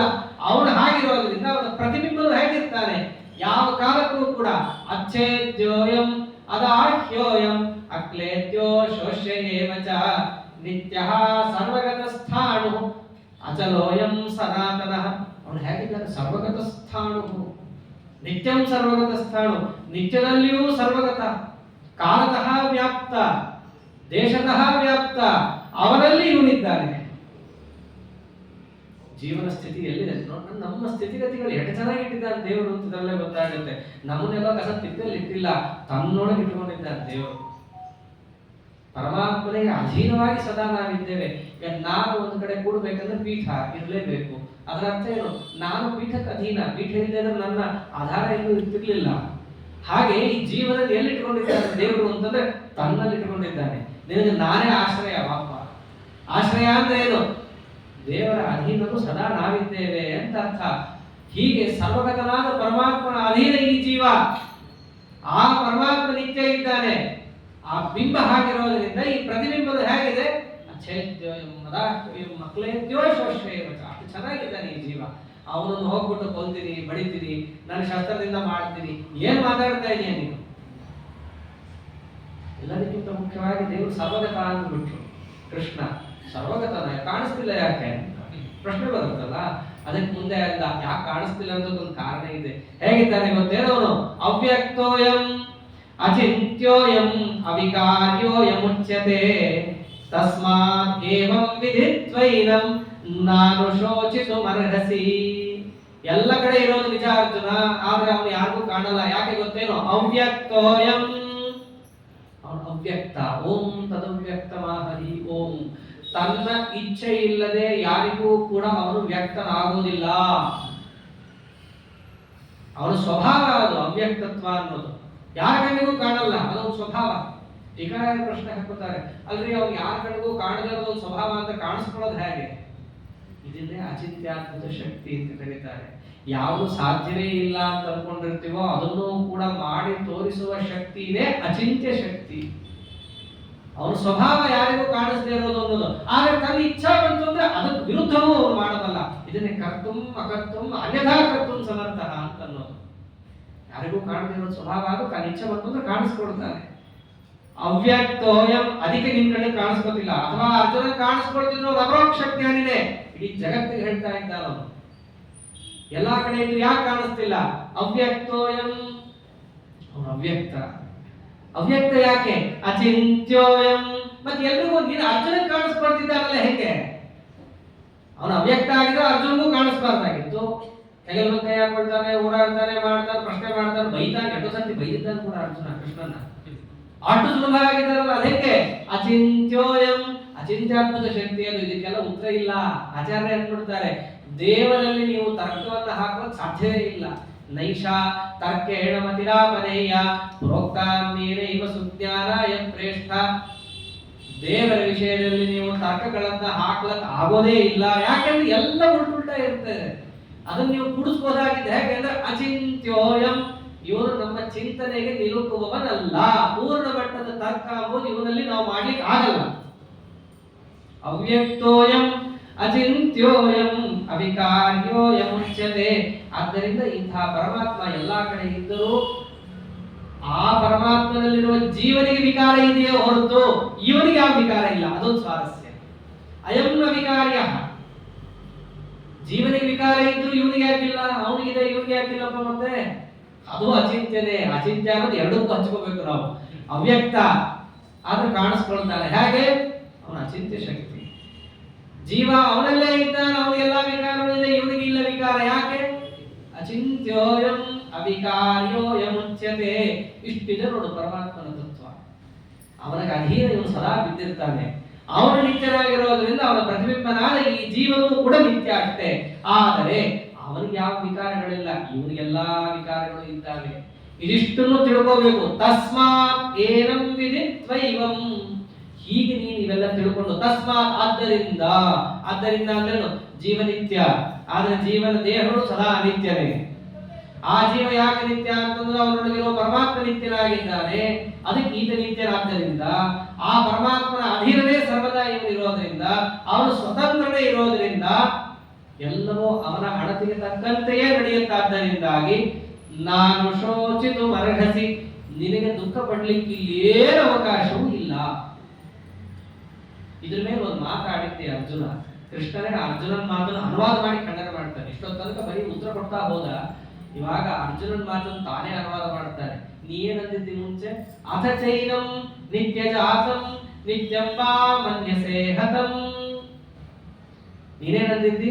ಹುಟ್ಟು ಸಾವು ಅನ್ನೋದಿದೆ, ಅದಕ್ಕೆ ದುಃಖ ಪಡ್ತೀನಿ ಅಂತ ಅಂದಿದ್ಯಲ್ಲ. ಅದು ಹೇಗಿದೆ ಗೊತ್ತೇನೋ? ಹುಟ್ಟು ಸಾವು. ಅಥ ಚೈನಂ ನಿತ್ಯ ಜಾತಂ. ನಿಯಮೇನ ಈ ಜೀವನಿಗೆ ಹುಟ್ಟಿದ್ದೇ ಇದೆ, ನಿಯಮೇನ ಈ ಜೀವನಿಗೆ ಮರಣ ಅನ್ನೋದು ಇದ್ದೇ ಇದೆ. ಇದು ಇದ್ದರೂ ಕೂಡ ತಥಾಪಿ ತ್ವಂ ಮಹಾಬಾಹೋ ನೈನಂ ಶೋಚಿತು ಅರ್ಹಸಿ. ತಥಾಪಿ ಇದಿದ್ದೇ ಇದೆ, ಹಾಗಿದ್ದರೂ ಕೂಡ ನೀನು ದುಃಖ ಪಡಬಾರದು. ಯಾಕೆ ಗೊತ್ತೇನೋ? ಜಾತಸ್ಯ ಹಿ ಧ್ರುವೋ ಮೃತ್ಯುಃ ಧ್ರುವಂ ಜನ್ಮ ಮೃತಸ್ಯ ಚ ತಸ್ಮಾತ್ ಅಪರಿಹಾರ್ಯೇರ್ಥೇ ನ ತ್ವಂ ಶೋಚಿತು ಅರ್ಹಸಿ. ಅದು ಸೂತ್ರವನ್ನು ಕೊಡ್ತಾರೆ ಕೃಷ್ಣ ಪರಮಾತ್ಮ. ಅಪರಿಹಾರ್ಯೇರ್ಥೇ ನ ತ್ವಂ ಶೋಚಿತು ಅರ್ಹಸಿ. ಯಾವುದನ್ನ ನಮಗೆ ಪರಿಹಾರ ಮಾಡಕ್ ಸಾಧ್ಯ ಇಲ್ಲವೋ ಅದರ ಬಗ್ಗೆ ನಾವು ದುಃಖ ಪಡಬಾರದು. ಒಬ್ಬನಿಗೆ ಹುಟ್ಟಿದ್ದಾನೆ ಅಂತಂದ್ರೆ ಅವನಿಗೆ ಸಾವು ನಿಶ್ಚಿತ, ಒಬ್ಬ ಸಾಯ್ತಾನೆ ಅಂತಂದ್ರೆ ಅವ್ರಿಗೆ ಇನ್ನೊಂದು ದೇಹ ಬರೋದು ನಿಶ್ಚಿತ. ಇದನ್ನ ಯಾರ ಕೈಲೂ ತಡೆಯಕ್ಕಾಗಲ್ಲ. ಯಾವುದನ್ನ ನಮಗೆ ತಡೆಯಕ್ಕಾಗಲ್ವೋ ಅದರ ಬಗ್ಗೆ ದುಃಖ ಪಡ್ಕೊಂಡು ಪ್ರಯೋಜನ ಇಲ್ಲ. ಕೆಲವರು ಇರ್ತಾರೆ ಆ ಹಿಂದಿದ್ದನ್ನ ಕೆದಕ್ಕೊಂಡು ದುಃಖ ಪಡ್ತಿರ್ತಾರೆ. ಏನ್ ಸಾಧಿಸ್ತೀರಷ್ಟ ಹಿಂದಿನ ಕೆದಕ್ಕೊಂಡು ಪರಿಹಾರ ಮಾಡಕ್ಕಾಗತ್ತಾ? 10 ವರ್ಷದಿಂದ ಇರ್ತದೆ, ಅವಾಗ ಇದ್ದಿದ್ರೆ ಹೆಂಗಿರ್ತಾ ಇತ್ತು? ಹೌದ್ರಿ, ಇರ್ತಿತ್ತು. ಈಗೇನು ಅದನ್ನ ನೆನೆಸ್ಕೊಂಡು ಮನಸ್ಸಿನಲ್ಲಿ ಕೆದಕಿ ದುಃಖ ಮಾಡಿಕೊಳ್ಳೋದ್ರಿಂದ ಏನ್ ಸಾಧಿಸ್ದಂಗಾಯ್ತು? ಅಪರಿಹಾರ್ಯರ್ಥೆ. ಒಂದು ವೇಳೆ ನಮಗೇನಾದ್ರೂ ಪರಿಹಾರ ಮಾಡಕ್ ಸಾಧ್ಯ ಇದ್ದರೆ ದುಃಖ ಪಡ್ರಿ. ದೃಷ್ಟಾಂತಕ್ಕೆ ಗೋಪಿಕಾಸ್ತ್ರೀಯರು ದುಃಖ ಪಟ್ಟರು. ರುರುದುಹು ಸುಸ್ವರಂ ರಾಜನ್ ಕೃಷ್ಣದರ್ಶನ ಲಾಲಸಃ. ಕೃಷ್ಣ ಪರಮಾತ್ಮ ತಮ್ಮಿಂದ ಅದೃಶ್ಯನಾದ ಅಂತ ಹೇಳಿ ಅಪಾರ ದುಃಖ ಪಟ್ಟರು, ರೋದನವನ್ನ ಮಾಡಿದ್ರು. ಸುಮ್ಮನೆ ಅಳ್ಳಿಲ್ಲ. ಸುಸ್ವರಂ ರುರುದುಹು, ಚೆನ್ನಾಗತ್ರು. ಹೆಂಗತ್ರು? ದೇವರ ಕಣ್ಣೆದುರಿಗೆ ಬಂದು ನಿಲ್ಲಬೇಕು, ಭಕ್ತಿ ಪೂರಿತವಾದ ಗಾನವನ್ನು ಮಾಡ್ತಾ ಆಗ್ತಿತ್ತು. ಅದು ಆಗ್ತಿದ್ದೇ ಅಲ್ಲ ನಮಗೆ. ಹಾಗೆ ದುಃಖವನ್ನು ಪಡೋದು ಒಳ್ಳೆಯದು. ಯಾಕೆ? ಅದು ಪರಿಹಾರ್ಯ ಅರ್ಥ. ಯಾಕೆಂದ್ರೆ ನಾಳೆ ಕೃಷ್ಣ ಬಂದ ಅಂತಂದ್ರೆ ಅವರ ದುಃಖ ಪರಿಹಾರ ಆಗತ್ತೆ. ಯಾವ ದುಃಖ ಪರಿಹಾರನೇ ಆಗಕ್ಕೆ ಸಾಧ್ಯ ಇಲ್ಲವೋ ಅದರ ಬಗ್ಗೆ ಸುಮ್ಮನೆ ತಲೆ ಕೆಡಿಸ್ಕೊಳ್ಳೋದಕ್ಕೆ ಅರ್ಥ ಇಲ್ಲ. ನೀನು ಅವರು ಸಾಯ್ತಾರೆ ಅದಕ್ಕೆ ದುಃಖ ಪಡ್ತೀನಿ. ಹುಟ್ಟಿದ್ರೆ ಸಾಯಲೇಬೇಕು, ಏನು ಮಾಡಕ್ಕಾಗಲ್ಲ. ಜಾತಸ್ಯ ಹಿ ಧ್ರುವೋ ಮೃತ್ಯು. ಅಲ್ಲಿ ಧ್ರುವ ಶಬ್ದವನ್ನು ಇಡ್ತಾರೆ. ನಿಶ್ಚಿತವಾಗಿ ಹಾಗೆ ಆಗತ್ತೆ. ನೀ ಮಾಡ ಬಿಡದೇ ಇರು. ಈಗಿಲ್ಲ ಅಂದ್ರೆ ಇನ್ನೊಂದು ಸ್ವಲ್ಪ ದಿನಕ್ಕಾಗತ್ತೆ. ಯಾರ್ಯಾರು ಚಿರಂಜೀವಿಗಳು ಅಂತಿದ್ದಾರೋ, ಚಿರಂಜೀವಿ ಯಾಕ್ರಿ ಬ್ರಹ್ಮದೇವರನ್ನು ತಗೊಂಡ್ರು, ಅವರು ಆ ಮಹತ್ವದ ಶರೀರ ಬಿಡ್ಲೇಬೇಕು ಒಂದಲ್ಲ ಒಂದಿನ. ಏನು ನಾವು ಒಂದ್ ಸ್ವಲ್ಪ ಬೇಗ ಬಿಡ್ತೀವಿ, ಒಂದ್ ಸ್ವಲ್ಪ ತಡ ಹಾಕ್ಬಿಡ್ತಾರೆ ಅಷ್ಟೇ. ಹಾಗಂತ ಹೇಳೋರೇನೋ ಆ ಚಂದ್ರ ಹಾಗೇ ಇರ್ತಾರೆ, ಏನೇನಿಲ್ಲ. ಜಾತಸ್ಯ ಹಿ ಧ್ರುವೋ ಮೃತ್ಯು ಧ್ರುವಂ ಜನ್ಮ ಮೃತಸ್ಯ ಚ. ಒಂದು ವೇಳೆ ಶರೀರ ಬಿಟ್ಟ ಅಂತಂದ್ರೆ ಇನ್ನೊಂದು ಶರೀರ ಹೊತ್ಕೊಳ್ಳೇಬೇಕು ಸಂಸಾರದಲ್ಲಿ ಇದ್ದಾಗ. ಆದ್ದರಿಂದ ಈ ಸಂಸಾರಾವಸ್ಥೆಯಲ್ಲಿ ಅವನು ಸತ್ತ ಅಂತ ಹೇಳಿ ನೀನು ದುಃಖ ಪಟ್ಟರೆ ಅದು ಏನಂತ ಕರೆಸ್ಕೊಳ್ಳುತ್ತೆ? ಅಪರಿಹಾರ್ಯ ಅರ್ಥ. ಪರಿಹಾರ ಮಾಡಕ್ಕಾಗದೇ ಇರೋದ್ರ ಬಗ್ಗೆ ತಲೆ ಕೆಡಿಸ್ಕೊಂಡು ಕೂತಿದ್ದೀಯಾ. ಇದರ ಬಗ್ಗೆ ನೀನು ಯಾವತ್ತೂ ದುಃಖ ಪಡಬೇಡ. ಯಾಕೆ? ಪಟ್ಟ ಪ್ರಯೋಜನ ಇಲ್ಲ. ಇದು ಅರ್ಜುನನ್ನು ನಿಮಿತ್ತ ಮಾಡಿಕೊಂಡು ಎಲ್ಲರಿಗೂ ಹೇಳಿದ್ದೆ. ಅಪರಿಹಾರ್ಯವಾದ ಅರ್ಥದಲ್ಲಿ ದುಃಖ ಪಡಬೇಡ. ಇಷ್ಟೆಲ್ಲ ಹೇಳಿದ್ದೀನಲ್ಲ, ಸ್ವಲ್ಪ ನೀನೇ ಅರ್ಥ ಮಾಡ್ಕೊಂಡ್ಬಿಡು ಹುಟ್ಟು ಸಾವಿನ ಬಗ್ಗೆ. ಏನ್ ಚೆನ್ನಾಗಿರ್ತಾನೆ ಕೃಷ್ಣ ಇಲ್ಲಿ. ಸರಿ, ಈಗ ನಿನಗೆ ಕಾಣಿಸ್ತಾ ಇದ್ದಾರಲ್ಲ ಭೀಷ್ಮಾಚಾರ್ಯರು, ಇಷ್ಟಂತೂ ನಿನಗೆ ಸ್ಪಷ್ಟ ಇದೆ ತಾನೆ, ಶರೀರ ಬೇರೆ ಭೀಷ್ಮಾಚಾರ್ಯ ಬೇರೆ, ಇಷ್ಟಂತೂ ಫಿಕ್ಸ್ ಇದೆ ತಾನೆ ತಲೆಯಲ್ಲಿ. ಆ ಶರೀರ ನಿನಗೆ ಈಗ ಕಾಣಿಸ್ತಾ ಇದೆ ಅಲ್ಲ, ಆ ಶರೀರ ಎಲ್ಲಿತ್ತು ಇಷ್ಟಕ್ಕೂ ಮುಂಚೆ? ಯಾವುದೋ ಮಣ್ಣಾಗಿತ್ತು, ನೀರಾಗಿತ್ತು, ಗಾಳಿಯಾಗಿತ್ತು. ಅದೇ ಪಂಚಭೌತಿಕ ಶರೀರವೇ ದೊಡ್ಡದಾಗಿ ಬಂತು. ಆ ಶರೀರ ಅವ್ರು ಬಿಟ್ಟೇ ಬಿಡ್ತಾರೆ ಇಂದಲ್ಲ ನಾಳೆ. ಅದೇನಾಗುತ್ತೆ? ಅದು ಇನ್ನೊಂದೇನೋ ಮಣ್ಣು ಗಾಳಿ ಇನ್ನೊಂದೇನೋ ಆಗ್ಲೇಬೇಕದು. ಅನಾದ್ಯನಂತ ಕಾಲದಿಂದ ಮಣ್ಣು ಗಾಳಿಯಾಗಿದ್ದಂತಹದ್ದೇ ಏನೋ 50-60 ವರ್ಷ ಶರೀರವಾಗಿ ಬಂದು ಪುನಃ ಅನಾದ್ಯನಂತ ಕಾಲದ ತನಕ ಅದೇನಾಗುತ್ತೆ? ಮಣ್ಣು ಕಲ್ಲು ಇದೇ ಆಗ್ಬೇಕಲ್ಲ. ಅಂದ್ರೆ ನಿನಗೆ ಖಂಡಿತ ಸ್ಪ್ಯಾನ್ ಎಷ್ಟು? ಬರೀ 50-60 ವರ್ಷ ಅಷ್ಟೇ. ನೀನ್ ಅದಕ್ಕೆ ತಲೆ ಕೆಡಿಸ್ಕೊತಾ ಇದೀಯಾ? ಆ ಶರೀರ ಎಲ್ಲಿಂದ ಬಂತಪ್ಪ? ನೀನ್ ಯಾವ ಶರೀರ ಬೀಳುತ್ತೆ ಅಂತ ಅಳತಿದ್ದೀಯೋ ಅದು ಎಲ್ಲಿಂದ ಬಂತು? ಅವ್ಯಕ್ತಾನಿ ವಿಭೂತಾನಿ ವ್ಯಕ್ತ ಮಧ್ಯಾನಿ ಭಾರತ ಅವ್ಯಕ್ತ ನಿಧನಾನ್ಯೇವ ತತ್ರ ಕಾ ಪರಿವೇದನ. ಕಣ್ಣಿಗೆ ಕಾಣಿಸದಂತಹ ಅಂಶದಿಂದ ಬಂತು. ಮೇಲ್ನೋಟದ ಅರ್ಥ ಏನೋ ಒಂದ್ ಸ್ವಲ್ಪ ದಿನ ಕಣ್ಣಿಗೆ ಕಾಣಿಸ್ಬೋದು, ಆಮೇಲೆ ಮತ್ತೆ ಕಣ್ಣಿಗೆ ಕಾಣಿಸ್ದೇ ಇರೋ ಸ್ಥಿತಿಗೆ ಹೋಗುತ್ತದೆ. ಏನೋ 2-3 ದಿನ ಕಾಣಿಸ್ಕೊಳುತ್ತೆ ಅಂತ ಹೇಳಿ ಅದು ಕಾಣಿಸ್ತಿಲ್ಲ ಅಂತ ಹತ್ತಿರೆ ಚಿಕ್ಕ ಮಕ್ಕಳು ಅಳ್ತಾರೆ. ಧೂಮಕೇತು ಹೋಗ್ತಾ ಇದ್ದಾಗ ಅದು ಹಿಂಗ್ ಹೋಗುತ್ತೆ, ಸ್ವಲ್ಪ ಹೋಗುತ್ತೆ, ನೋಡ್ಬಿಡುತ್ತೆ, ಅಮ್ಮ ನಂಗೆ ಬೇಕೇ ಬೇಕು ಅಂತ ಹತ್ತಿರೆ ಅಮ್ಮ ಏನ್ ಮಾಡ್ತಾರೆ? ಇವತ್ತಿದ್ದು ಹೋಯ್ತು ಹೋಗಂತ ಅಂದ್ಬಿಡ್ತಾರೆ. ಯಾವುದು ಒಂದು ಅಲ್ಲಿ ಇಡೀ ಬ್ರಹ್ಮಾಂಡದ ಒಂದು ಕಾಲಗಣನೆಯಲ್ಲಿ ನಮ್ಮ ಶರೀರ ಎಷ್ಟೊತ್ತಿರುತ್ತೆ? ನಮ್ಮ ಕಂಡದಲ್ಲಿ 80 ವರ್ಷ 60 ವರ್ಷ ಅಂತ ಕಂಡ್ರು ಒಂದು ಮಹಾಕಾಲವನ್ನು ಪರಿಗಣಿಸಿದ್ರೆ ಈ ಶರೀರ ನಿಮಗೆ ಬಿಡುಪು ಹುಳದ ಬೆಳಕಿನಷ್ಟು ಸಮಯದಲ್ಲೂ ಇಲ್ಲ, ಏನು ಲೆಕ್ಕಕ್ಕಿಲ್ಲ. ಆ ಒಂದು ಕ್ಷಣದಲ್ಲಿ ಕಾಣಲಿಲ್ಲ ಅಂತ ದುಃಖ, ಕಾಣಿಸಿದ ತಕ್ಷಣ ಕಾಣಿಸ್ಬಿಡ್ತು ಒಂದು ಸುಖ. ಎರಡನ್ನೂ ಏನಾರ ಪಟ್ರೆ ಅದಕ್ಕೆ ಏನಿರಬೇಕು? ಕಾಣಿಸಿದ್ರೆ ಸುಖ ಪಡ್ತಾನೆ, ಅದ್ರ ಬಗ್ಗೆ ಪ್ರಶ್ನೆ ಮಾಡಲ್ಲ ನೀವು. ಆದ್ರೆ ದೇವರ ಪ್ರಕಾರ ಎರಡೂ ಒಂದೇ. ವೈಷಯಿಕವಾದ ಸುಖನೂ ಒಂದೇ, ವೈಷಯಿಕವಾದ ದುಃಖನೂ ಒಂದೇ. ಆದ್ರೆ ಮನುಷ್ಯನಿಗೆ ತಲೆಯಲ್ಲಿರುತ್ತೆ, ದುಃಖದಲ್ಲಿ ಮಾತ್ರ ಇರುತ್ತೆ. ಅದಕ್ಕೆ ಕೃಷ್ಣ ಅಂದ ತತ್ರಕಾ ಪರಿವೇದನ. ಅದಕ್ಕೋಸ್ಕರ ಪರಿವೇದನ ಸುತ್ತಿ ಅದನ್ನೇ ನೆನೆಸ್ಕೊಂಡು ಅಳೋದಕ್ಕೆ ಏನು ಪ್ರಯೋಜನ ಇದೆ? ಕಾಣಿಸದೇ ಇರುವಂತಹದ್ದು ಅಂತಂದ್ರೆ ಯಾವೇನು? ಅವ್ಯಕ್ತ. ಅವ್ಯಕ್ತ ತತ್ವ ಅಂದ್ರೆ ಪ್ರಕೃತಿ. ಆ ಪ್ರಕೃತಿಯಿಂದ ಇವೆಲ್ಲವೂ ಬಂದಿದೆ. ವ್ಯಕ್ತ ಮಧ್ಯಾನಿ, ಏನೋ ಮಧ್ಯದಲ್ಲಿ ಒಂದಿಷ್ಟು ವ್ಯಕ್ತ ಆಯಿತು, ಮುಂದೆ ಹೋಗುತ್ತೆ. ಅವ್ಯಕ್ತ ನಿಧನಾನ್ಯೇವ, ಅವ್ಯಕ್ತವಾದ ಪ್ರಕೃತಿಯಲ್ಲೇ ಎಲ್ಲವೂ ಕೂಡ ಲಯ ಹೊಂದುತ್ತೆ ನಿನ್ನ ಶರೀರ. ಪಾಂಡವರ ಶರೀರನೂ ಅದೇ ಆಗಿದ್ದದ ಕಡೆಗೆ. ಧರ್ಮರಾಜ ಒಬ್ಬ ಹಂಗೆ ಹೋಗ್ತೀನಿ ಅಂತ ಬಂದ, ಆ ಕಡೆಗೆ ಆಗ್ಲಿಲ್ಲ, ಕಡೆಗೆಲ್ಲ ದೊಡ್ಡ ಕಥೆನೇ ಇದೆ ಸ್ವರ್ಗಾರೋಹಣ ಪರ್ವದಲ್ಲಿ. ಪಾಂಚಾಲಿ ದ್ರೌಪದಿ ದೇವಿಯಿಂದ ಆರಂಭ ಮಾಡಿಕೊಂಡು ಪ್ರತಿಯೊಬ್ಬರು ಕೂಡ ಶರೀರ ಬಿಟ್ಟೇ ಹೋಗಿದ್ದು. ಎಲ್ಲೋ ಇದ್ದವಲ್ಲ, ಸೃಷ್ಟಿ ಮಾಡಿದ್ರು ಮಹಾಮೋಸಗಾರ ಮಾಯಾವಿ ಪರಮಾನಂದ. ಅವನು ಬಂದದ್ದು ಅಪರಾಕೃತ ಶರೀರನೇ. ಆದರೆ ತಾನು ಶರೀರವನ್ನು ಬಿಡಬೇಕಾದ್ರೆ ಮಾತ್ರ ಒಂದು ಪ್ರಾಕೃತವಾದ ತನ್ನಂತೆ ಇರುವ ಒಂದು ಶರೀರವನ್ನು ಸೃಷ್ಟಿ ಮಾಡಿ ತನ್ನ ಅಪರಾಕೃತ ದೇಹವನ್ನು ತಾನೇ ತಗೊಂಡು ಅದು ಅವನು ಬಹಳ ಜೋರು. ಯಾರ್ಯಾರಿಗೆ ಏನೇನ್ ಬೇಕೋ ಅವನು ಜ್ಞಾನಾಜ್ಞಾನ ಬಂದ ಮೋಕ್ಷ ಪ್ರದ. ಎಲ್ಲರೂ ಅವ್ರು ಅಪರಾಕೃತ ಅಂತ ತಿಳ್ಕೊಂಡ್ಬಿಟ್ರೆ ನಾಳೆ ಎಲ್ರಿಗೂ ಮೋಕ್ಷ ಕೊಡ್ಬೇಕಾಗುತ್ತೆ. ಕಟ್ಟೆ ಮೇಲೆ ಕೂತ್ಕೊಂಡು ಹರಕೆ ಹೊಡೆಯೋರ್ಗೆ ಏನಾದ್ರು ಬೇಕಲ್ಲ ವಿಷಯ. ಏನ್ರಿ ಕೃಷ್ಣ ಅವನೇನ್ ಸರ್ವೋತ್ತಮ ಅಲ್ಲ. ನೆನ್ನೆ ಮೊನ್ನೆ ಅರ್ಜುನ ಸಂಸ್ಕಾರ ಮಾಡಿ ಹೋದ ಅವನ ಶರೀರಕ್ಕೆ. ಈ ಹರಟೆಗೆಲ್ಲ ಒಂದು ಅವಕಾಶ ಸಿಗಬೇಕಲ್ಲ. ಯಾರಿಗೆ ಯಥಾರ್ಥ ಜ್ಞಾನ ಆಗಬೇಕೋ ಅವರಿಗೆ ಮಾತ್ರ ಆಗಬೇಕು. ಇದು ಭಗವತ್ ತತ್ವ. ಅದಕ್ಕೋಸ್ಕರ ತಾನೇನು ಮಾಡ್ತೀವಿ? ಈ ಜಗತ್ತನ್ನೇ ಸೃಷ್ಟಿ ಮಾಡೋರಿಗೆ ತನ್ನಂತೆ ಇರುವಂತ ಒಂದು ಶರೀರ ಸೃಷ್ಟಿ ಮಾಡಕ್ಕಾಗಲ್ವಾ? ಶ್ರೀನಿವಾಸ ಕಲ್ಯಾಣದಲ್ಲೂ ಬರುತ್ತೆ. ಯಾರು ಆ ಗೋಪಾಲಕ ಕೊಡ್ಲಿಯಿಂದ ಅವನು ತಲೆ ಹೊಡೆದಾಗ ರಕ್ತ ಚಿಂತು ಎಷ್ಟು 7 ಫೀಟು ಸಪ್ತಕಾಲ ಪ್ರಮಾಣೇನ. ಎಲ್ಲಿದೆ ರಕ್ತ? ಚಿಂತಹ ಸಪ್ತಾಪ ಲೇಪೋದ್ಭವ ಮೃತಿ ಮುಖರಾ ಶೇಷ ದೋಷಾದಿ ದೂರಂ. ಸೃಷ್ಟಿ ಮಾಡ್ತಾನೆ. ಯಾರ್ಯಾರೋ ಸೃಷ್ಟಿ ಮಾಡೋರಿಗೆ ಒಂದು ರಕ್ತ ಸೃಷ್ಟಿ ಮಾಡಕ್ಕಾಗಲ್ಲ, ಮಾಡ್ತಾನ. ಇದು ದೇವರಿಗೆ ಮಾತ್ರ ಇರೋದು, ರಮಾದೇವಿಗೆ ಮಾತ್ರ ಇರೋದು. ಬೇರೆ ಯಾರಾದ್ರೂ ಈ ಭೂಮಂಡಲಕ್ಕೆ ಬಂದ್ರೆ ಅವ್ರು ಬರೋ ರೀತಿಯಲ್ಲೇ ಬರಬೇಕು. ಅಪ್ಪ ಅಮ್ಮ ನಿಮಿತ್ತ ಮಾಡಿಕೊಂಡೇ ಬರಬೇಕು. ಪ್ರಾಕೃತ ಶರೀರ ತಗೊಂಡೇ ಬರಬೇಕು. ಮುಖ್ಯ ಪ್ರಾಣ ದೇವರು ಹಾಗೆ ಬಂದದ್ದು. ಆದ್ರೆ ಏನು ದುಃಖಾದಿಗಳು ಅವರಿಗಿಲ್ಲ ಅನ್ನೋದೊಂದು ಬಿಟ್ರೆ ಶರೀರಾದಿಗಳೆಲ್ಲವೂ ಪ್ರಾಕೃತವೇ. ಇವತ್ತಿಗೂ ಪ್ರಮಾಣಾಂತರದಲ್ಲಿ ಹೇಳ್ತಾರೆ, ಒಂದು 1000 ದೇವಮಾನ ತನಕ ಬದರಿಕಾಶ್ರಮದಲ್ಲಿ ಆಚಾರ್ಯರು ಇರ್ತಾರೆ ಅದೇ ದೇಹದಲ್ಲಿ. ಆನಂತರದಲ್ಲಿ ತಮ್ಮ ದೇಹವನ್ನ ಮುಖ್ಯ ಪ್ರಾಣ ರೂಪದಲ್ಲಿ ಐಕ್ಯವನ್ನು ಗೊಳಿಸ್ತಾರೆ ಅಂತ ಇದೆ. ಈಗಲೂ ಆಚಾರ್ಯರಿದ್ದಾರಲ್ಲ, ಯಾರು ಮಧ್ವಾಚಾರ ಆರಾಧನೆ ಮಾಡಲ್ಲ, ಮಧುನೋಷ್ಟೇ ಮಾಡೋದು. ಅದೇ ಇದೆ ಈಗಲೂ ಕೂಡ. ಆಚಾರ್ಯರ ಆ 12 ಲಕ್ಷಣೋಪೇತವಾದ ಆ ಭವ್ಯ ದೇಹ ಬದರಿಕಾಶ್ರಮದಲ್ಲಿ ಈಗಲೂ ಅದನ್ನೇ ಅಂದಿದ್ದಾರಲ್ಲ, ಅದೃಶ್ಯೋ ರೂಪಪೀಠೆ ಅಸ್ತಿ ದೃಶ್ಯಸ್ತು ಬದರಿತಟೆ. ಬದರಿತಟದಲ್ಲಿ ಈಗಲೂ ಕೂಡ ದೃಶ್ಯಮಾನರಾಗಿದ್ದಾರೆ. ಆ ಶರೀರಕ್ಕೆ ಅಷ್ಟು ಮಹತ್ವ ಇರುತ್ತೆ. ಒಂದಲ್ಲ ಬಂದಿದೆ ಅಂದ್ರೆ ಇಲ್ಲಿ ಬಿಟ್ಟು ಹೋಗೋದೇ ಏನು ಒಂದು ಸ್ಪ್ಯಾನ್, ಅಷ್ಟು ಅಂಶಗಳು ಮಾತ್ರ ಕಾಣಿಸ್ಕೊಳ್ಳೋದಿರುತ್ತೆ. ಅದ್ರ ಹಿಂದಿದ್ದು ಮುಂದಿದ್ದು ಕಂಪೇರ್ ಮಾಡಿದ್ರೆ ಮಧ್ಯದಲ್ಲಿ ಇದ್ದದ್ದು ಲೆಕ್ಕಕ್ಕೆ ಇಲ್ಲ, ಅಷ್ಟೇ ಸಮಯದಲ್ಲಿ ಅದಿರೋದು. ಅದಕ್ಕೋಸ್ಕರ ಅಳತ್ಯ ಅರ್ಜುನ ತತ್ರಕಾ ಪರಿವೇದನ. ಎಲ್ಲದಕ್ಕಿಂತ ಮುಖ್ಯವಾಗಿ ಕೃಷ್ಣ ಒಂದು ಮಾತಂತ, ಇಷ್ಟೆಲ್ಲ ನಾವು ಕೇಳ್ತೀವಿ, ಉಪನ್ಯಾಸದಲ್ಲಿ ಕೇಳ್ತೀವಿ, ಹೊರಗೆ ಹೋದ್ರೆ ಕೇಳ್ತೀವಿ, ಯಾರಾದ್ರೂ ಮನೆಗೆ ಹೋದ್ರಂತೂ ಎಲ್ಲ ಶೂನ್ಯ ಬಿಡಪ್ಪ ನಮಗೆ ಅನಿಸ್ಬಿಡುತ್ತೆ ಒಂದೊಂದ್ ಸರ್ತಿ. ಇಷ್ಟಾದ್ರೂ ಕೂಡ ಒಂದು 4 ದಿನ ಇರುತ್ತೆ, ಆಮೇಲೆ ಹೋಗಿಬಿಡುತ್ತೆ. ಯಾಕೆ ಹೀಗೆ? ಜೀವನಿತ್ಯ, ಅವನ ದೇಹ ಅನಿತ್ಯ. ಎಲ್ಲ ಉಪನ್ಯಾಸದಲ್ಲಿ ನಾವು ಗಂಟು ಹಾಕೋತೀವಿ, ನೀವು ಕಿವಿಯಾರ ಕೆಲೆ ಕೇಳ್ತೀರಿ, ಆದ್ರೆ ಮನಸ್ಸಿಗೆ ಹೋಗೋದೇ ಇಲ್ಲ. ಯಾಕೆ ಹೋಗಲ್ಲ? ಕೃಷ್ಣ ಅಂತ ಆ ಮಾತನ್ನು ಅವನೇ ತಗೊಂಡು ಹೇಳ್ಬಿಡ್ತಾನೆ. ಆಶ್ಚರ್ಯವತ್ ಪಶ್ಯತಿ ಕಶ್ಚಿದೈನಂ ಆಶ್ಚರ್ಯವತ್ ವದತಿ ತಥೈವ ಚಾನ್ಯಃ ಆಶ್ಚರ್ಯವಚ್ಚೈವ ಮನ್ಯಃ ಶೃಣೋತಿ ಶ್ರುತ್ವಾಪ್ಯೇನಂ ವೇದ ನ ಚೈವ ಕಶ್ಚಿತ್. ಎಲ್ಲ ನಮ್ಮ ನೋಡ್ಕೊಂಡೇ ಹೇಳ್ತಾ ಇದ್ದಾರೆ ಇವಾಗ ದೇವರು.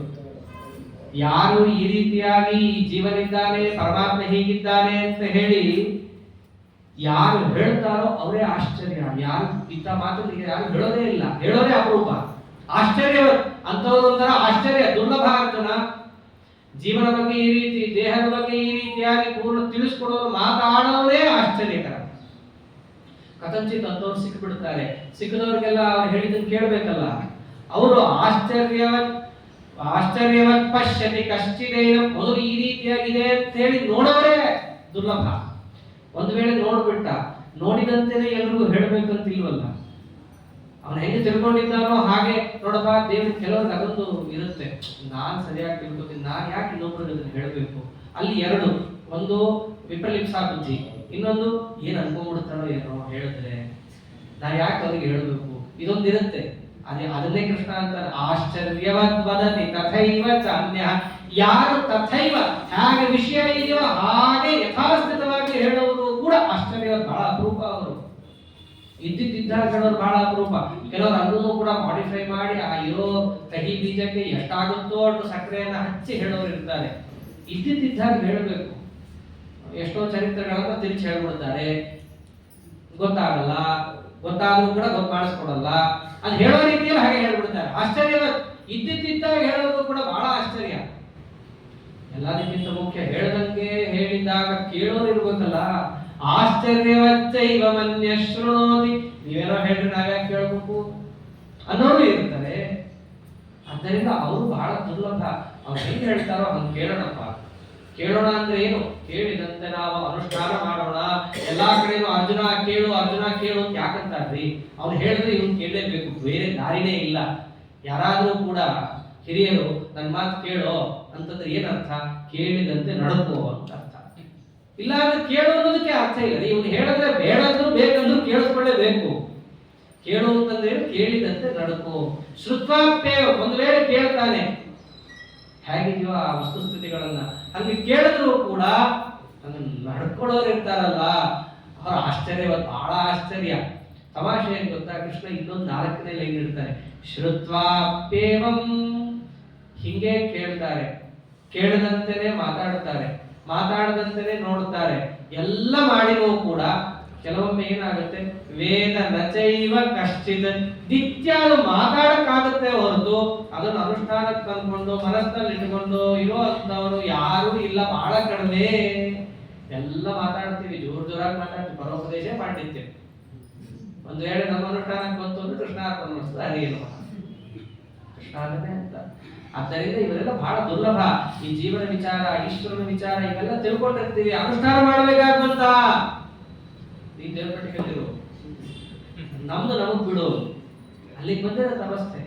ಹಾಗೆ ಹೇಳಿದ ಮೇಲೆ ಕಡೆ ಒಂದು ಮಾತಂತಾರೆ ಕೃಷ್ಣ. ದೇಹಿ ನಿತ್ಯಮವಧ್ಯೋಯಂ ದೇಹೇ ಸರ್ವಸ್ಯ ಭಾರತ ತಸ್ಮಾತ್ ಸರ್ವಾಣಿ ಭೂತಾನಿ ನತ್ವಂ ಶೋಚಿತುಮರ್ಹಸಿ. ಇಷ್ಟರಿಂದ ನಾನೇನು ನಿಂಗೆ ತಿಳಿಸ್ಕೊಟ್ಟೆ ಅರ್ಜುನ? ದೇಹಿ ನಿತ್ಯಂ ಅವಧ್ಯೋಯಂ. ದೇಹಿ, ಈ ದೇಹದಲ್ಲಿರುವಂತಹ ಜೀವ, ನಿತ್ಯಂ ಅವಧ್ಯ, ಯಾವ ಕಾಲಕ್ಕೂ ಇವನನ್ನು ನಾವು ಸಂಹಾರ ಮಾಡ್ಲಿಕ್ಕಾಗಲ್ಲ. ದೇಹೇ, ಆ ದೇಹ ಬಿದ್ದೋದ್ರೂ ಕೂಡ ಇವನನ್ನು ನಾವೇನು ಸಂಹಾರ ಮಾಡಕ್ಕಾಗಲ್ಲ. ಆದ್ದರಿಂದ ಯಾವುದು ಬೀಳುತ್ತೆ? ತಸ್ಮಾತ್, ಆದ್ದರಿಂದ ಬೀಳೋದು ದೇಹ, ಜೀವ ಅಲ್ಲ. ಆದ್ದರಿಂದ ಸರ್ವಾಣಿ ಭೂತಾನಿ, ಈ ಎಲ್ಲಾ ಎದುರಿಗಿರೋ ದೇಹಗಳನ್ನ ನೋಡಿ. ಏನು ಕೃಷ್ಣ ನಿಶ್ಚಿತವಾಗಿ ಅವನದನ್ನೇ ನನಗೆ ನಿಶ್ಚಿತಂ ಬ್ರೂಹಿತನ್ಮೇ, ಅದನ್ನೇ ಕೇಳ್ಕೊಂಡಿದ್ದ. ನಿಶ್ಚಿತವಾಗಿ ನನಗೇನು ಮಾಡಬೇಕು ಹೇಳು. ನೀನು ಎದುರಿಗೆ ನೋಡ್ತಿದ್ದೀಯಲ್ಲ, ಇವೆಲ್ಲ ಶರೀರ ಅಂತ ನೀನು ನೋಡ್ತಾ ಇದ್ದೀಯ, ಅದನ್ನು ನೋಡಿ ನೀನು ದುಃಖವನ್ನು ಪಡ್ತಾ ಇದ್ದೀಯ. ತಸ್ಮಾತ್ ಸರ್ವಾಣಿ ಭೂತಾನಿ, ಈ ಎಲ್ಲಾ ಶರೀರಗಳನ್ನ ನೋಡಿ ಅದು ಬಿದ್ದೋಗುತ್ತಲ್ಲ ಅಂತ ಹೇಳಿ, ನತ್ವಂ ಶೋಚಿಸುಮರ್ಹಸಿ, ಅದು ಬಿದ್ದೋಗುತ್ತೆ ಅಂತ ಹೇಳಿ ನೀವು ದುಃಖ ಪಡಬೇಕಾದ ಅಗತ್ಯಗಳಿಲ್ಲ. ಹೀಗೆ ಕೃಷ್ಣ ಪರಮಾತ್ಮ ಅರ್ಜುನನಿಗೆ ಹೇಳಿದ ಮೇಲೆ, ಏನ ಅರ್ಜುನನ ಹಿಂದಿಂದೆಲ್ಲ ಇತ್ತಲ್ಲ, ನಡಗ್ತಾ ಇದೆ, ಕೈಕಾಲು ನೋಡ್ತಾ ಇಲ್ಲ, ತಲೆ ತಿರುಗುತ್ತಾ ಇದೆ ಅಂತ ಕೊಟ್ಟಿದ್ನು. ಅದಕ್ಕೆಲ್ಲ ಕೃಷ್ಣ ಉತ್ತರ ಕೊಡೋ ರೀತಿನೇ ಬೇರೆ. ಬೈದು ಉತ್ತರ ಕೊಡ್ತಾನೆ. ಅದೆಲ್ಲ ಬರೀ ಅರ್ಜುನಕ್ಕಲ್ಲ, ನಮ್ಮೆಲ್ಲರೂ ಸೇರಿಸಿ ಬೈದದ್ದು. ಅದು ಯಾವ ರೀತಿ ಇದೆ ಇತ್ಯಾದಿ ಭಾಗವನ್ನ ನಾಳೆ ದಿವಸ ನೋಡೋಣ ಅಂತ ಹೇಳ್ತಾ, ದೇವತಾಮತಿ ಕಥಾಭಿಪ್ರಾಯ ಶ್ರೀಕೃಷ್ಣ ಅರ್ಪಣಮಸ್ತು. ಹರೇ